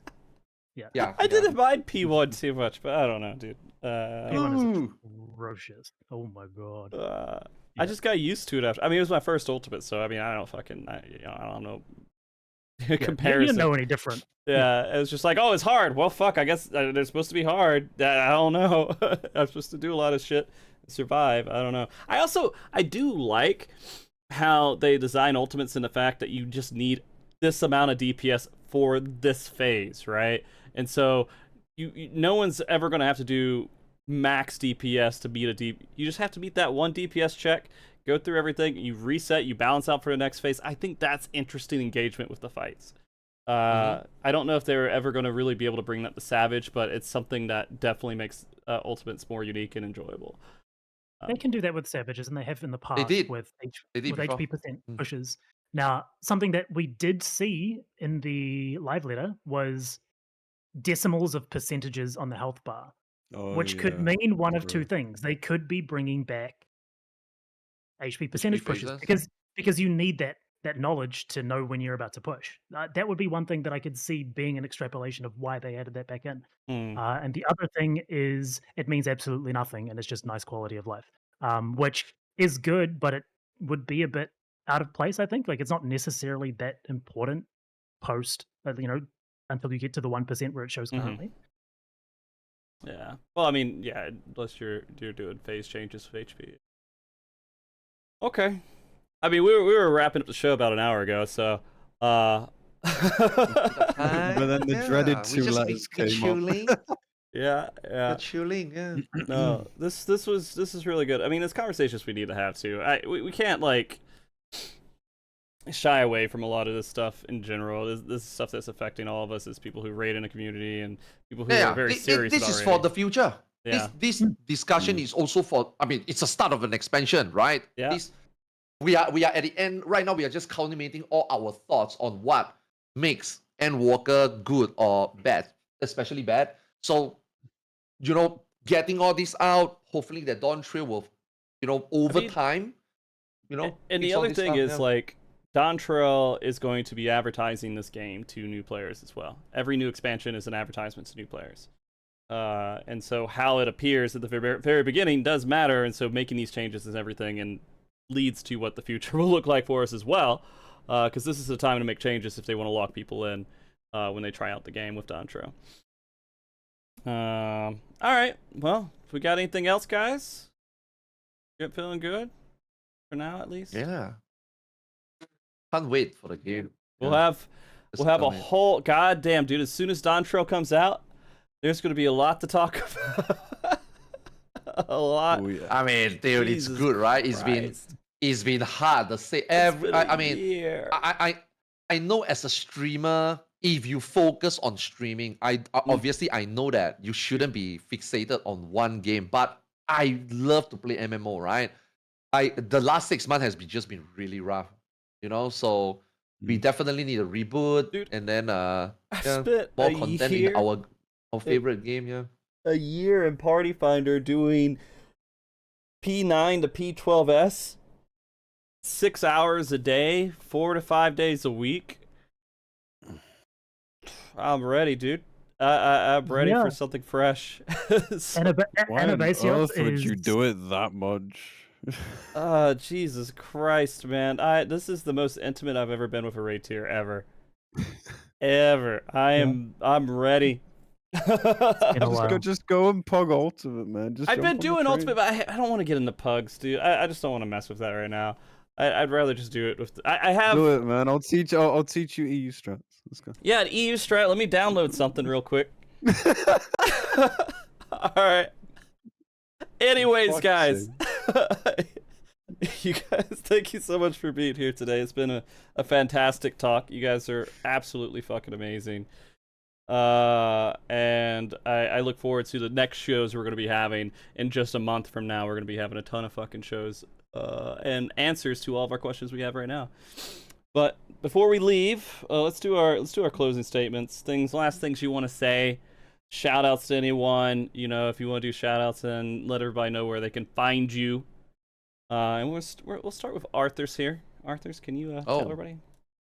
I mean, shout out to all of you guys, man. Like, 10 years, right? Next new saga. It's nice to see all of you, you know, all of us still liking the game, playing the game. And, you know, they say that there will be a next 5 to 10 years. Hopefully that's the case. And then we see more of ourselves, you know, and obviously more new people coming in. So, same shout out to Frosty for everything you've done. Like, yeah, you put in a lot of work. I really respect that. I'm not rating this 7.0 Savage. 100% I'm casting it. Yeah. Better get me in. Yeah. I'll get you at least a few hours, dude. At least a few hours. Yeah. All right. Yeah. I want to win. I got a feeling. We're gonna see a Wolfers on stream. I got a feeling. But we don't know who is actually gonna do it. But yeah, we'll see. We'll absolutely get one. I mean, if the team is streaming, if they're not streaming, they're probably not going to get it. You know, the world first, anyways. They're not confident in their ability to get world first, so that's why they're not streaming. That's exactly what it is. I'm just scared, man. Yeah. Nah. All right, Sfia. Yeah, shout out to all you guys as well. Like, it's like Arthars has said, it's been a long ass time that we've been playing this game, and apparently we're going to be playing it for a long ass time to come as well. So Yeah.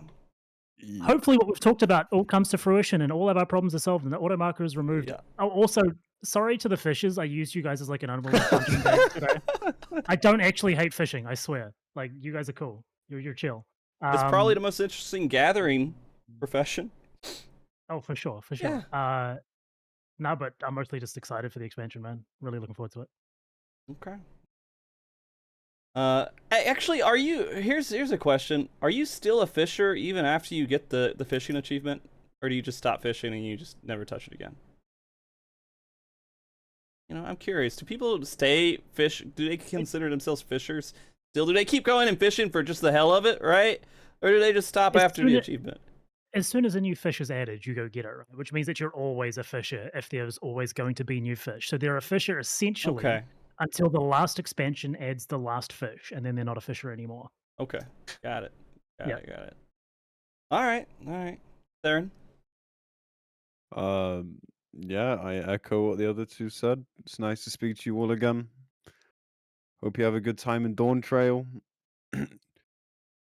Try not to burn out, because I don't know about you, but I'm gonna be going like 12 hours a day at least for a while. So I'm gonna be locked up in my hole known as my channel. It'd be nice just have a change of pace, man. Like, I really like the starts of expansions. Like, the start of Endwalker was so chill, dude. Yeah. Like, I would just wake up super early to like miss all the queues. I would log on, I would just level shit and farm extreme all day, every day. And for some reason, like, that was insanely fun. Didn't have to think about Savage for a bit. There's like no prog. Yeah, I don't know, man. It was nice. But yeah, I hope you all enjoy it. Thank you, Frosty, for inviting me again. Of course. And thank you, Arthars and Sfia, for a good conversation. And thank you, chat, for watching. Mwah. Aw. Aw. Kisses. That's so sweet. That's so sweet. Yeah. All right. Well, guys, thank you everybody for watching. Thank you again to the guests for being absolutely fantastic. I'm so glad we were able to get you guys on last minute. I didn't know what the live letter was going to have, and since they at least threw in some rating stuff, I was like, all right, let's do it. Let's get this last rating show in, so we can do a doomer show. Of course, that's what we're doing here. It's all doomer stuff. Criticism is always dooming, man. Yeah, true. Right. Get that knocked out before we start a whole nother expansion in just a little bit over a week and a half. And chat, if you guys watched all this, follow the channel, do whatever, follow everybody that's on this show. Make sure you follow those guys as well. We'll have all their stuff in the YouTube description, so you can go to all their different channels and follow them there, and Twitters and such. Follow this show on YouTube as well. Sub if you haven't, okay, and that way you can know when we have more of these stupid shows. All right, guys, let's go ahead and wrap this up. I'll be back tomorrow on this channel to do TSR, where we're on Wrath of Flames, which has been a part of this show's conversation. But we have a human marker that is helping us with that. So we'll see how that goes. You guys want to watch that? That will be tomorrow night, 7:30 p.m. PDT. And yeah, outside that, next week we're probably going to have a lore show and story show for the people who are going to be interested in that. The last one before the new expansion. Okay, we're going to also raid somebody, so don't go anywhere if you're watching us on Twitch. Hold tight while we raid somebody, and then hopefully it'll be raiding as well. And have a wonderful day. Yeah, I guess that's it. All right, bye guys. Be good, keep cool, stay frosty. Everybody wave, say bye. Bye. Sfia, say bye. I can't change it until you say Bye.